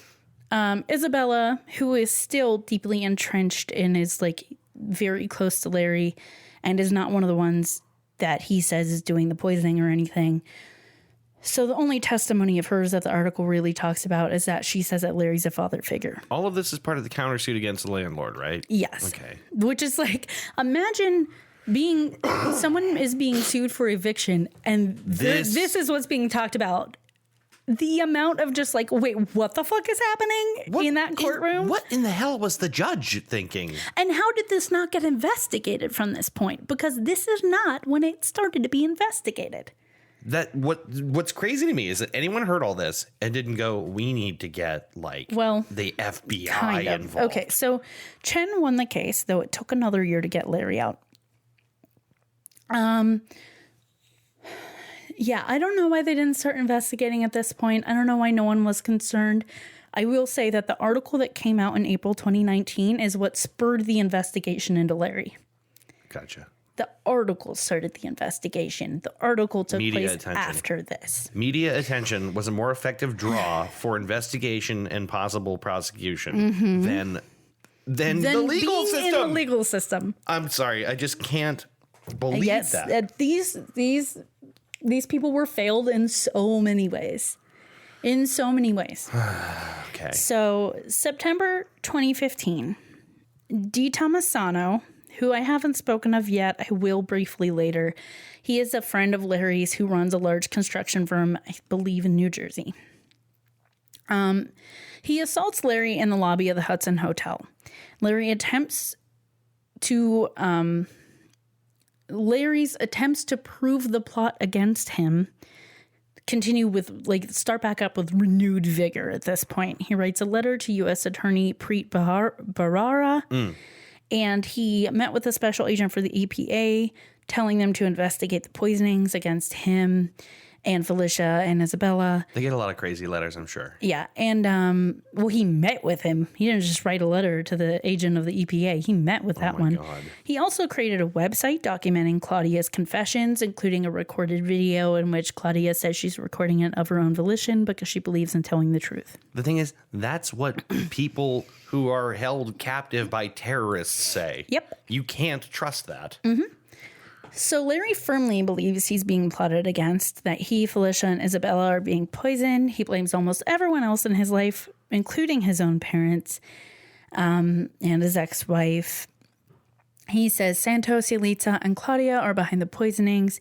He admits to taking Claudia's money from her escort work, but is proud of her for trying to do the right thing to make up for what she did to him, because Santos and Yalitza didn't try to make up for it. He feels he's done nothing wrong, and he claims that his intentions are honorable. This is the author of this article interviewed him. She was like in contact with him. That for this scares article. the hell out of me. I would never want to get close enough to this person to have a conversation. I wouldn't even want him to have my phone number. Larry Ray has devastated lives, and they say this in the article too. Larry Ray has devastated lives. He's a fucking tornado. Many people involved would not give interviews for fear of retribution, and which at this point I wrote, much of this article focuses on details according to Daniel because he actually talked in the article. So, like, thank goodness for Daniel. Imagine how many untold people. Yeah. Yeah. So now we're going to get into who the fuck is Larry Ray and how did this happen and why is he paranoid of these like attempts on his life and what the fuck is happening. So Lawrence Ray, who was born Lawrence Greco in Bay Ridge, Brooklyn in 1959, he eventually took his stepdad's last name of Ray. He hung around politicians, top military officials, restaurateurs, business owners, possible mob ties. Salvatore Sally Dogs Lombardi, who's a capo of the Genovese family, attended Larry's wedding in 1988. Okay. I will point out along the line of possible mob ties. Well, yeah, I was going to say when they come up. That's yeah, for sure. Absolutely. Yeah, that's weird for there not to be ties, right? Yeah. He doesn't just show up at people's weddings. Yes. So this is a quote. Larry was a chameleon, says one person who knew him back then. He could be a good old boy or a patriot, or he'd pull out a pipe and fake glasses and he'd be an intellectual. He would juggle 10 different people at the same time, telling each of them one piece of a story he wanted them to know and convincing them that he wanted them to be part of his master plan. Mm-hmm. So let's talk about what he did for work.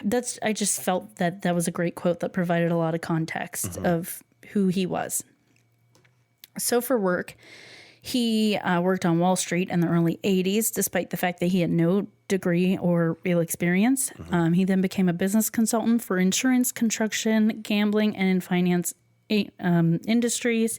Sure all sounds like mob stuff in New York. Yep. He claimed to be a partner in a popular Italian restaurant that held fundraisers for politicians. He held fundraisers for politicians there, including Patrick Kennedy in 1993.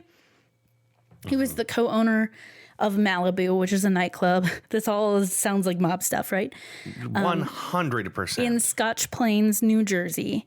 He took meetings with Peter Gatien in an attempt to buy Gatien Manhattan nightclubs Tunnel and Limelight. His friend, Frank DiTomasano, ran a large construction firm, I believe in New Jersey. Mob ties. There's a lot of shit. You were just watching a documentary the other day about how they were caught up in scandals with like in particular, the concrete business construction in work New York and- was fully and completely owned by the mob. Yes. At one point, Frank hired Larry to make introductions because he was so well connected. So he could introduce him to people like New Jersey State Rep Bob Franks, prominent politicians, Marine generals, and colonels. So let's talk about his military service, since he's such a big Marine. Yeah, I was going to say, I So, can't even He imagine claimed him to being be involved. a Marine, Yeah. but the only real military experience he appears to have is 19 days he spent in the Air Force in 1981. 19 days.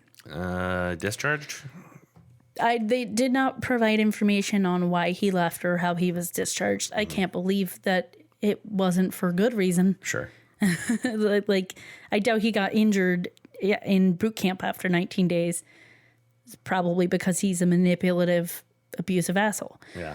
And not good at being yelled at. So he hung around prominent Marines like James L. Jones, a retired Marine commandant, and General Charles Pittman, who Larry says they planned an operation to capture and extradite Asada Shakur from Cuba.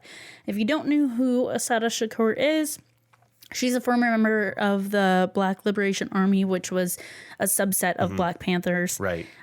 She was convicted as an accomplice in first-degree murder of State Trooper Werner Forster during a shootout on the New Jersey Turnpike. Yeah, this is like Tupac's mom, right? No, but close. Because She's related. His mom died. She was a part of that. Okay. But she, Asada Shakur escaped from jail and fled to Cuba. She's Tupac Shakur's step-aunt and godmother. Okay. His mom was involved, but she was not. Yeah. Okay. She did not have the same charges placed against her. Gotcha. So, Okay.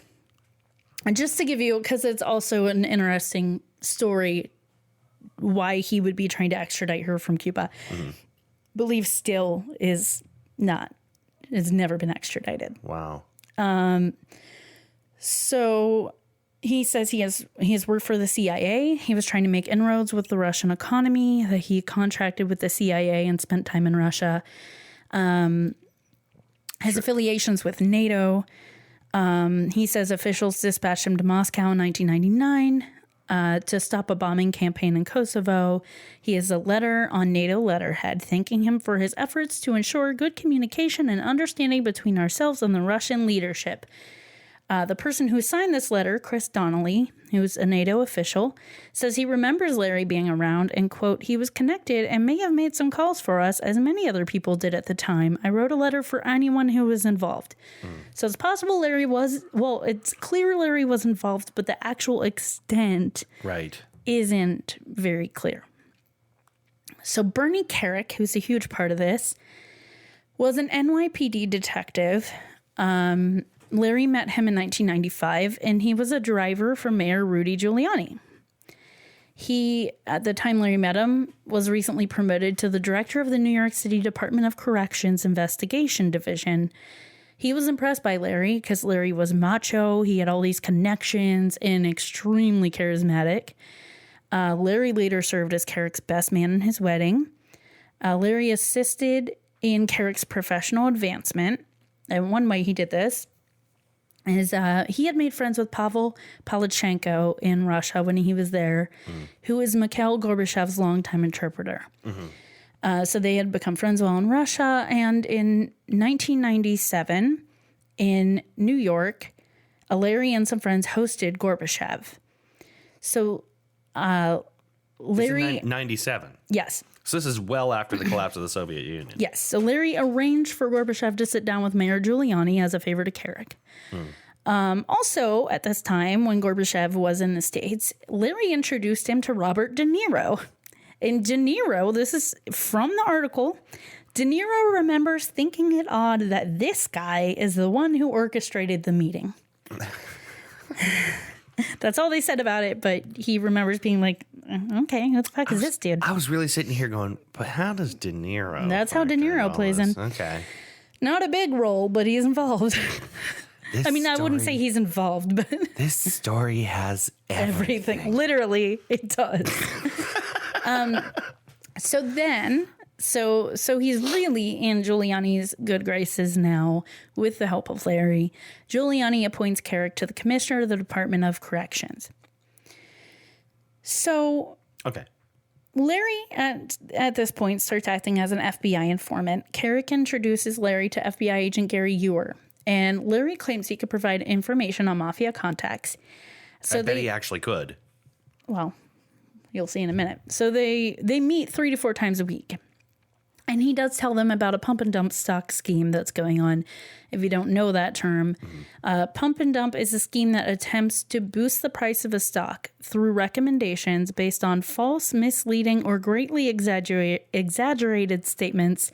The perpetrators of the scheme already have an established position in the company's stock, and they sell their positions after the hype has led to a higher share price.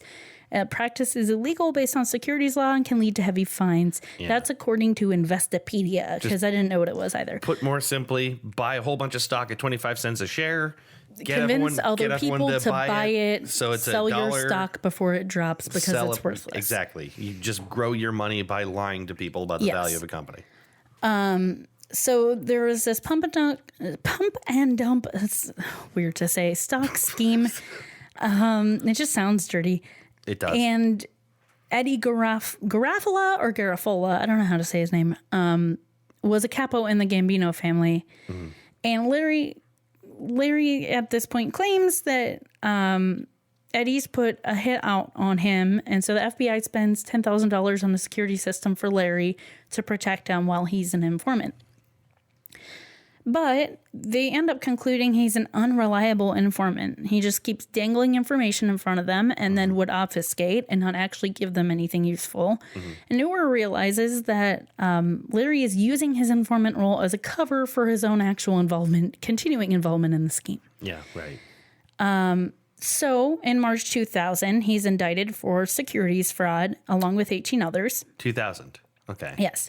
So he's charged with agreeing to pay $100,000 bribe to the executive of a bond brokerage on behalf of Eddie Garafola. Is this how he ends up in jail before this whole story begins? He's been in jail. He's been multiple times, but that specific time was because of custody issues. Oh, okay. So they didn't put him away for 10 years for this in 2000. No. Okay. You'll see what they do. So he's charged with this. Larry asked for leniency, saying, "I'm an FBI informant. I helped you." And the FBI acknowledges that Larry provided helpful background information, but nothing that helped in a significant way. And he also repeatedly lied to them, so they were not feeling in a very lenient mood. They're not super charitable when you continually taunt them. So he also says, well, wait. Be lenient because I also have helped the U.S. government in multiple ways. And he brings up the Kosovo thing. The letterhead and everything. Mm-hmm. And then he brings up Felix Sater, who is like a Trump crony. But Ura sent him to Russia to lure him back because he was a co-conspirator in this pump and dump scheme. And Larry also said, hey, I also recovered Stinger missiles off of the black market for the U.S. government. The court doesn't give a fuck. They're like, no. Yeah. So at this point, feeling desperate, Larry goes to his good friend Carrick and says, hey, please put in a good word with the U.S. Attorney's Office for me. I'm in a lot of trouble. At this point, Carrick has been promoted again, and he's now the commissioner of the NYPD. And he's like, listen, I do anything for you. I cannot help you. I cannot do that. I'm sure this is an unforgivable slight. Yes. So Larry pled guilty, and he was charged in 2003 and given 5 years probation. Mm-hmm. Not bad, considering. The judge, though he gives him just 5 years probation, the judge says that he is very aware that Larry manipulated the court, and if he violates his probation, he's going to throw the whole damn book at him, basically. Like, you be on your best behavior, because if you fuck up, I'm going to make you know you fucked up. Okay, so meanwhile, let's talk about Carrick again. So he was the commissioner of the NYPD during 9/11. Okay. Obviously, experiences some increased visibility at that point. Sure. Makes TV appearances regularly, does a stint advising in Iraq. George Bush nominated him to be the Secretary of the Homeland Division in December 2004. He withdrew his nomination a week later. Well, like Department of Homeland Security? No, he withdrew his own nomination a week later, saying... Well, George Bush nominated him for what? George Bush nominated him to be Secretary of the Homeland Division. Yeah, that's what I'm asking. Is it the Department of Homeland Security? That's what it seems like. I don't know. Yeah, I'm assuming. So a week later, Carrick withdraws his nomination, saying that he once employed an undocumented nanny. Okay. I want to say it was something like days after he did that. A Daily News article comes out. Larry's the main source, and he makes a lot of claims and says, basically airs a lot of Carrick's dirty laundry. Mm-hmm.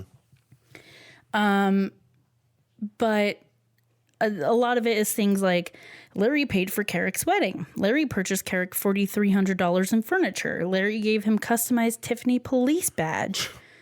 Right. Okay. Yeah. So it's all, it's still me. Yeah. So Carrick is humiliated. At one point, New York City put his name on a jail. They remove his name from the jail. His affair with editor Judith Reagan comes out. He comes under city, state, and federal investigations and ends up pleading guilty to felony tax and false statement charges in 2009. He serves 3 years in prison, and then in February 2020 is pardoned by Trump. Carrick. Yeah. Carrick's life falls apart, gets in trouble for a bunch of shit he actually did do. He's not a good guy here. And is pardoned by Trump in this year.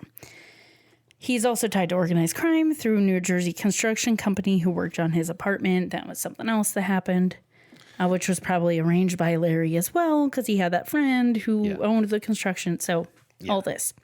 After Carrick's perceived betrayal to Larry, Larry's targets become more personal and malicious. So the people he starts targeting, and this is before the beginning of our story. You could say his world is getting smaller in a sense. Like, you know, he once took on the FBI. He's eventually going to take on his daughter's roommates. Right. Yeah. Like, yeah, it's because I think you could probably argue he sees the value. He saw firsthand. He was Icarus. He flew too close to the sun. Yeah, and he saw what happened when he sunk all of his eggs into, one basket, and that basket basically just you failed to intervene on his behalf later. Yeah. So. Oh, God. In 2004, Larry's wife, Teresa, files for a divorce. About a few months later, she calls the police on Larry saying that he hit her. The police show up. Larry and Talia, who's 15 at the time, accuse Teresa of child abuse. Larry gets temporary custody. They don't... New Jersey Child Welfare Department didn't take this lightly. They're like, okay, you take the kids. We're going to figure this out. Mm-hmm. They also received several anonymous complaints about Teresa's abusive behavior, both physical and sexual. And Talia also accuses her grandfather, cousin, and aunt of abuse. Larry created websites. This guy loves creating websites. Wow. He also runs like a domain name scheme that he makes a lot of money off of, but I didn't feel the need to really talk about that a lot. I just thought this would be a terrible time to say, we need to take an ad break. Wix is a great website builder. It's GoDaddy is the domain that he uses. Easy to use tools. Yeah. Anyway, so... Squarespace. That's terrible. I'm really Larry sorry. used it. A little levity, please. Yeah, it's necessary. So Larry creates websites including graphic accusations of the child abuse and letters from Talia that read like journal entries.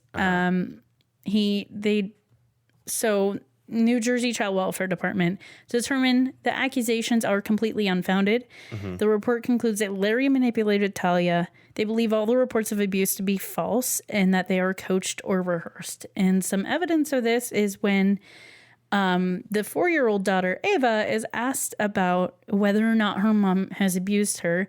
She giggles and says that's what her daddy tells her to say.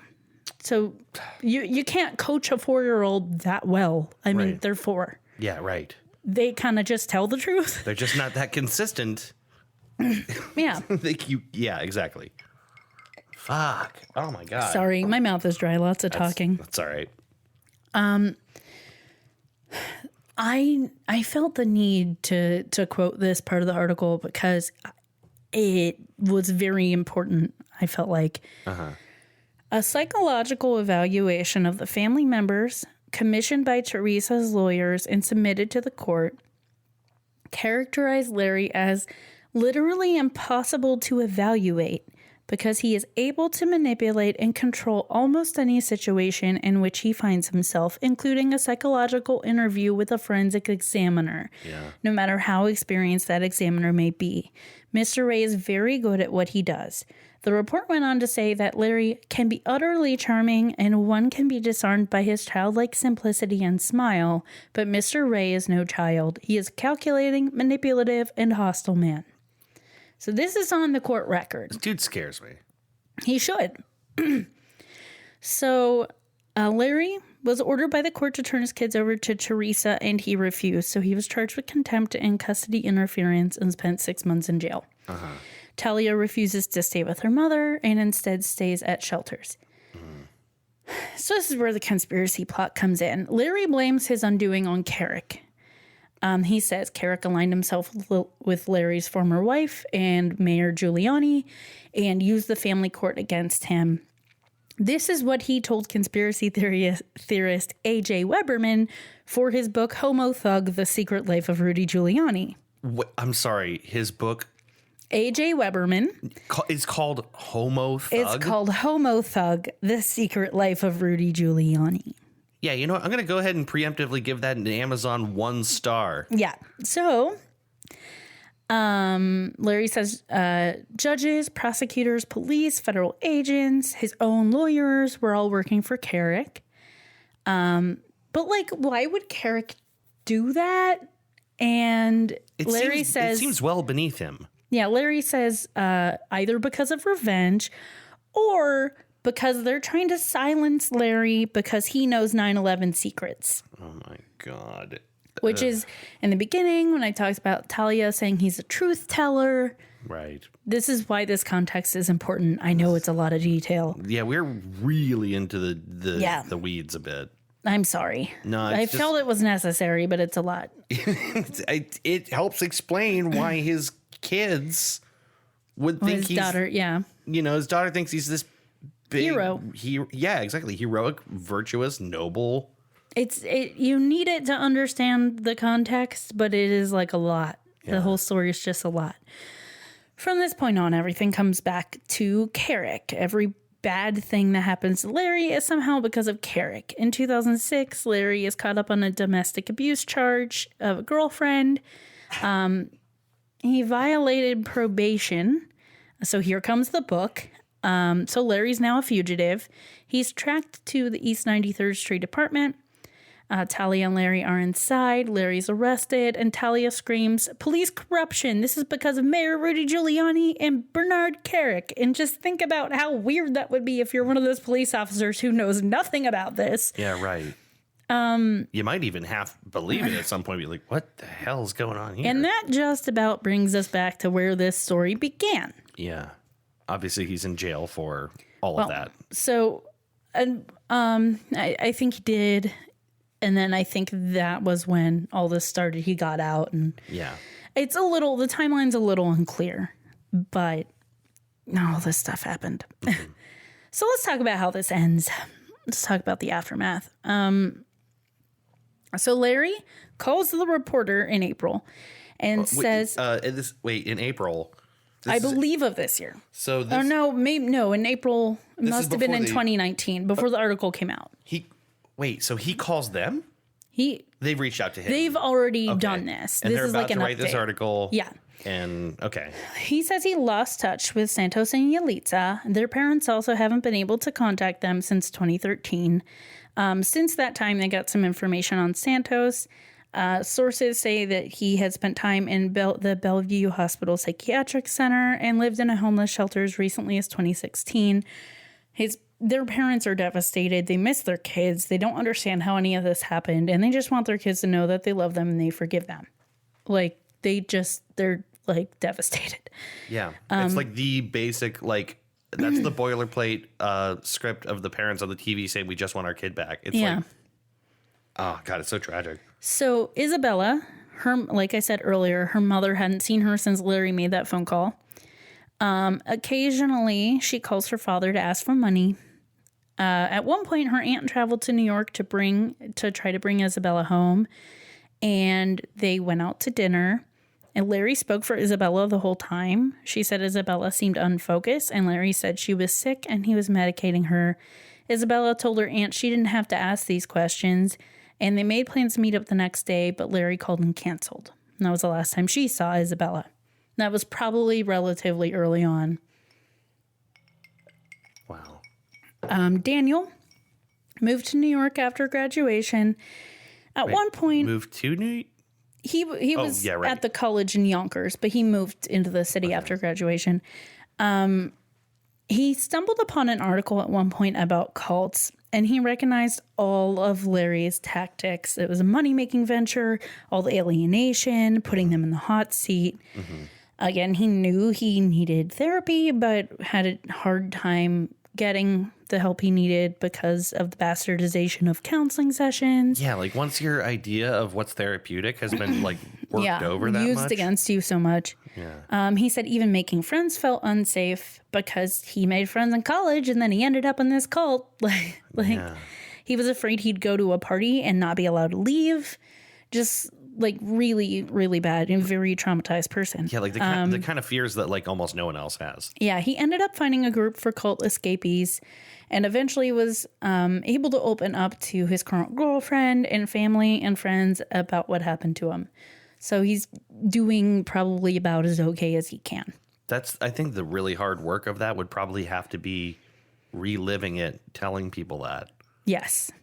The fact that he did extensive interviews for this article and that he has told the people in his life about what happened is like a huge sign of healing. But I feel for all of them, but I really feel for Daniel because like him talking for this article ended up getting this investigated. It cannot be easy to have to go through this multiple times in order to externalize it and to like push it away. So Claudia, in April 2019, Larry says he lost touch with Claudia. So she had a former employer who she had once asked for $500,000 to pay back Larry, and the employer had not spoken to her since. The article isn't clear why, but it seems like the employer, or not why he hadn't spoken to her, that's clear, but it's not clear why the employer reaches out to Claudia at this point, but he does. And Claudia tells him that Larry had strapped her to a chair and put a plastic bag over her head until she nearly passed out. She was afraid that Larry was going to kill her. And the employer buys her a ticket out of the city. Claudia shuts off her phone. She leaves without packing. And she starts receiving treatment. And that's basically we know of what happened after the fact to Claudia. Her mom is grateful and relieved and so proud of her daughter to have the strength to leave after everything. Can you imagine how grateful you'd be that your kid got out or something like that? Yeah. So 2 weeks after Claudia has left, Larry is still looking for her. This is all as of 2019 when the initial article is published? Yes. Okay. So he says to her in a letter, "You said you would never run and hide, and I have no understanding as to why you're doing so now." Oh, this is in an email, actually. In my experience, the truth has always been important to you, and proper regard for the truth, he capitalizes truth, has always helped you. Mm-hmm. You asked me to promise to never abandon you, and I have not. So he's still trying to manipulate her even after she's gotten out. Talia is not living with her father at this point. She's living with her dad's father, but she still speaks to Larry often. So there's another update from this point. There are 3 articles. There's the main one, and then there's one after that that gives a little more info. And then there's one after that about sentencing and stuff. So in April 2019, from what I could tell, it was like 4 days after the article was published, Cindy Pollock, who's Isabella's mom, and Maritza, who is Felicia, Yalitza, and Santos's mom, decided to make a rescue attempt. Cindy Pollock received a tip of an address where her daughter may be living and Felicia may be living with Lawrence Ray in Piscataway, New Jersey. They're in the home of a man named Scott Muller. He's the owner of the home. He was a friend of Larry. Larry at one point told him he can help Muller quit drinking. Muller is a severe alcoholic and had lost his job. And he's going to help Muller quit drinking and lose weight, which he does. And Larry uses this as a bargaining chip to hold over Muller's head, manipulates Muller, takes over his house, makes weird renovations to the house. Muller's still living there, but he's being treated horribly. These people have taken over his home. Yeah. Muller's also a victim here. Right. At this point, there's already too much information, and so I didn't go into that too much, but Muller's absolutely also a victim here. Right. So the plan of this rescue attempt was to show up at the house and knock on the door. If no one answers, they're going to call 911 and ask for a welfare check. Yeah. And that's what ends up happening. So when the police come to do the welfare check, the parents are told that Isabella and Maritza don't want to see them, and they will be arrested if they go back on the property again. In February 2020, Larry Ray is indicted by the U.S. Attorney for the Southern District of New York. 8 charges were filed against him, including conspiracy, exploitation, forced labor, and sex trafficking. Oh my God. I'm just so glad he's been charged. The trial is currently set for January 19th, 2021. The lawyers need time to sort through terabytes of data. I bet. So there was a little blurb of the parents, now that he's been sentenced and everything, the parents are hopeful that maybe they'll be able to get their kids back. But the problem with people like this is that if you get someone under your thumb like that, then when justice comes for you, their brains are completely broken. Yeah, it will be seen as you're being persecuted. Like it's proof positive somehow that cult leader guy is right. He's a great manipulator. It's when you get someone that bent, I mean, just think about the fact that Claudia and Santos and Yalitza at some point are being treated like shit by Larry. They're being told that they're poisoning him. They're trying to commit suicide because they're made to feel so bad about the things they've supposedly done, that they've damaged his shit, that they've stolen his shit, all this stuff. Yet she's still testifying on his behalf, saying that he's a great guy, and she feels so bad about everything she's done to him. That's how fucking cracked he has them. He is, just hearing this story, one of the most effective people. That little blurb in the from the psychologist, who found him impossible to evaluate, who was like, I've been doing this for like 20 fucking years, and I can't with this guy. Like, I can't. So the article that gives the update about their current whereabouts in New Jersey and the rescue operation is called "What Happened to the Stolen Kids of Sarah Lawrence?" As Lawrence Ray faces trial, 2 parents wonder if they'll finally reunite with their children. So that can give you a little bit of information there. I left a lot of stuff. They talk about Mueller and everything that Larry's done to Mueller. I left that out of this, but it's in that article. And then the alleged mastermind of the Sarah Lawrence cult has been charged, gives details about the charges and the trial. It's not very long. That's mostly what I've told you about as far as the charges and everything goes. But those were all from The Cut, which is a part of like New York Magazine affiliates. Yeah. All of these articles were from The Cut. Every other article I've seen, this did appear in New York Magazine in April 2019.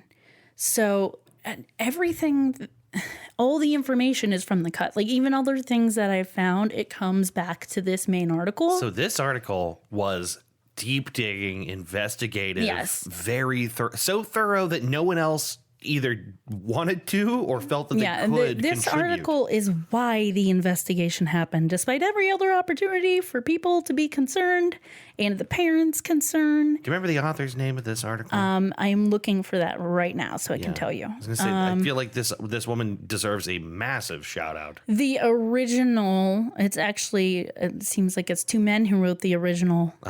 Ezra Marcus and James D. Walsh, which was updated February 26, 2020. And let me tell you the other ones because they are written by different people. The updated one, What Happened to the Stolen Kids of Sarah Lawrence, was also by James D. Walsh and Ezra Marcus. Yeah. But I think the last one was by Hannah Gold. I think that's what I read. She's the one who was in communication with him. I kept saying she, yeah. but I think apparently it was men. I didn't look at the. sorry. Well, no, I mean, gents. like, she might have been the one that managed to get him on the phone, and like actually. I just assumed it was a woman. I think it was just the authors of the original article who were in contact with him. That's a really unbelievable depth. I'm sorry this was long and difficult and painful. It's I think it's important. How did we not hear about this? This happened over the course of 10 years, and only just last year did it get investigated because they wrote that article. It speaks 10 fucking years. It speaks to something that we talked about earlier, but it is true. Our system is thoroughly unprepared, ill-equipped, and unable to deal with situations where people are sufficiently manipulated into thinking that their participation in stuff like this is their will, their decision. Yeah. We don't have a way to like evaluate that legally speaking and say, no, I mean, you can't be taken at face value. Yeah. I mean, the general assumption is if you're an adult, you can make your own decisions. Yeah, sure. But if someone's been completely broken by someone else, Yeah. a lot of people don't think about that. Like, obviously, we're kind of obsessed with like cults and this manipulation, and we're very, very aware of it. Yeah. Some people aren't that aware of how prevalent that is. I think that most of us can like see it when it. I think most of us can see it when it's. No, not most of us. A lot of people are able to see the effects of that manipulative behavior and know what it is. But from a law enforcement perspective and from the perspective of the legal system, we don't have a way to deal with that.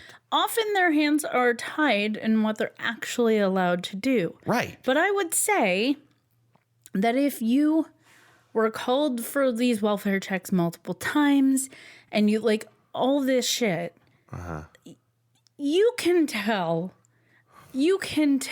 Oftentimes I think the police know. Yeah. And they'll even tell people, look, there's no. The parents who tried to do the like rescue attempt, Yeah. they said there was one officer who they knew like he had their back, but he couldn't do anything. Yeah.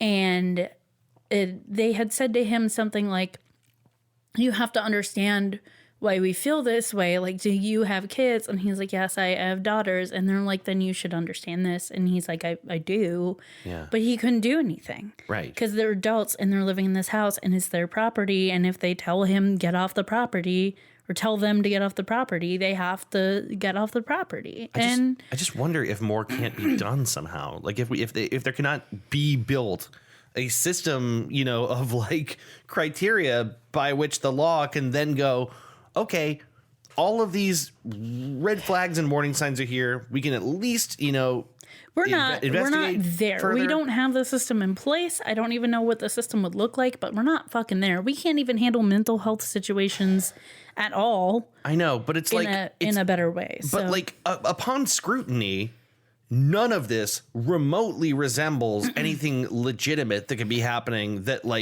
people's freedoms should be protected for. Do you know what I mean? Like upon any kind of scrutiny, it becomes actually obvious. I think another part of this story that made it so difficult for the parents, and I don't know how much detail they actually had at the time about what was going on. Sure. And B, even if they did, it's like, it sounds so fantastical. I know. Can you imagine going to the police and being like, okay, listen, so my kid is in a cult founded by her college roommate's dad, and he has convinced them all that Mayor Rudy Giuliani is out to get them. Like, you sound like a crazy person fucking saying it because it's insane, because it's Larry Ray's insanity that he's put on everybody else. It just really, really bugs me that stuff like this is allowed to grow to the point that it then explodes and then we find out.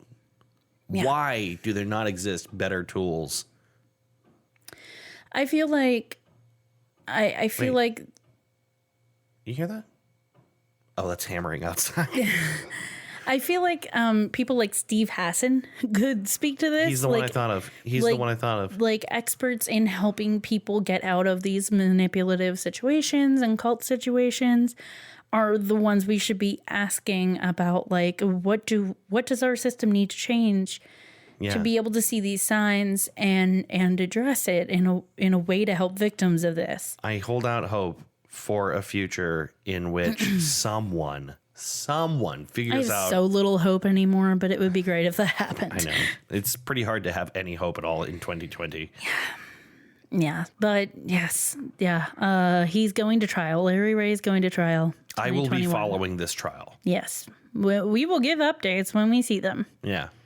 And we'll take credit for putting him away, of course. Of course. Yeah. Goose Chase Totally did us. it. Put him on the board. And wasn't the cut, wasn't that amazing article. Also, by the way, even though I told you a lot of it, very well written article. Sure. I did leave some things out. I'm going to read it. Read those. I'm going to They're read it. like kudos absolutely to them. I've used so much of the information they compiled. I can't even imagine the amount of work Just a that they had to put into that. a friendly reminder to buy a newspaper or support by a the way, news I magazine bought or because it was like the only place I was finding, like it was obviously the original story. I knew I needed to read it. Everything else just referred back to it. And I ended up buying a subscription Right. because I had to read it. yeah. And I had already used my allotted one article for the month. So Right. Just, I mean, this is like a reminder that investigative journalism in particular, like deep investigative journalism, is not fucking free. Someone has to put in a lot of time yeah. and effort. I can't. And vet I have no idea sources. how the story came to them, or how they heard about it, or why they started investigating, or the number of hours they spent on this. A number of probably pretty sleepless nights trying to track things down and trying to convince people to do interviews with them when they were afraid of retaliation, and keep in the context that he was not investigated until after this article, so their fears of retaliation were very valid, Oh, yeah. and still are, but obviously he had better access to them when he wasn't already charged with stuff. Right. So just good job to the people who wrote Yeah, the just article. just a reminder that this shit isn't free. It's very brave and dangerous, and it has real world consequences. People. In this case, a dude is now on trial that might not have been. Yeah. I Thanks just, to a 4-part article in the cut. it's really astonishing to me.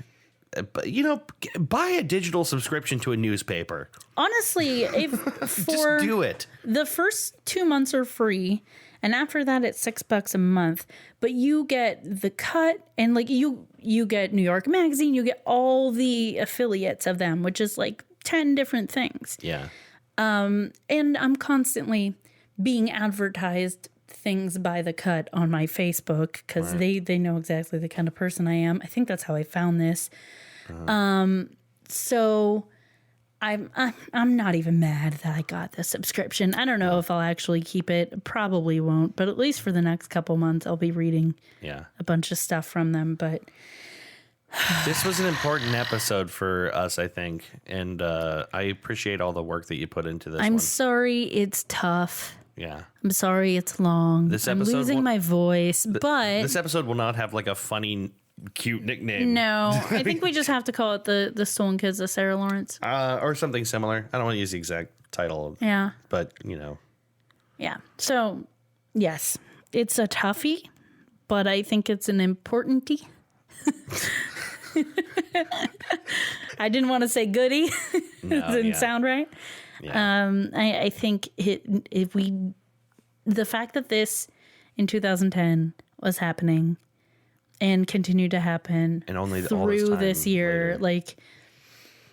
it's astonishing and upsetting. Mm-hmm. And I hope everyone involved gets the help that they absolutely need. And I feel for the parents. And good job on the cut and the reporters involved for reporting on this and doing some really fucking bang up work. This episode ended up being real heavy. I'm sorry, but you can't avoid it being. Yeah. I said every fucking kind of abuse possible at the beginning, and I wasn't kidding. There was this story has everything in the worst possible way. And it's weird because we started off so fun. You gotta find joy somewhere. It just gets worse and worse the deeper you go. Sometimes doing this podcast, there's like a mental load to Yeah. doing this podcast. I spent 2 days trying to find ways to focus because my brain was like, I don't want to read any more of this. Yeah. But I mean, I wanted to, but it's just tough People to try need to to know. organize the information People need to know when things when like your this brain happen. is like sad. Yeah. But yeah, Well- it's important. It's a ride. Well, why don't we go ahead and It's wrap only up? been like 2 hours. Yeah, 3 hours. This episode is 2.5 hours long. Ugh, I'm sorry, but could not be avoided. Thanks for the work that you did on this one. Yeah, This was big. thank you. Holy shit. I guess next episode. We'll hopefully be lighter. Next episode's all puppies and kittens. I think you have an idea for do. a topic, so hopefully it's better than it's this. not puppies and kittens. Is it at least not as bad as this? This is our new gauge. Is it as bad as the Larry Ray story? Yeah. I think the previous gauge for sad was the dolphin that fell in love with that woman. I'd say that was the gauge for sad. The gauge for fucked up was probably Nexium. Nexium, without a doubt. The gauge for lighthearted was Indian music. Yes, episode 3, Shruti Patootie. Shruti Patootie. It's also Or like one of my 5. favorite names. I think it was 3. That's a pretty good title. Anyway, next episode, something completely different. Yes. And now, Thank you for listening to Goose Chase. Goose Chase. It's just all the cute closer stuff doesn't know. feel right now. I know, we're just devastated. And now you are too. You're welcome. Yeah, you're in it with us, and don't we For know better or worse. it? Have a good week, a good couple of weeks. We'll see you next time. Bye. Bye. You've been listening to Goose Chase. We are Goose Chase Podcast on Facebook and Twitter. On Twitter, our handle is @GooseChasePod, and our website is www.goosechasepodcast.com. If you have any topics you'd like us to research, please email us at goosechasepodcast@gmail.com. If you like what we do on the show, please rate and review us on iTunes and Google Play. Want to go on a goose chase? Ooh, yes.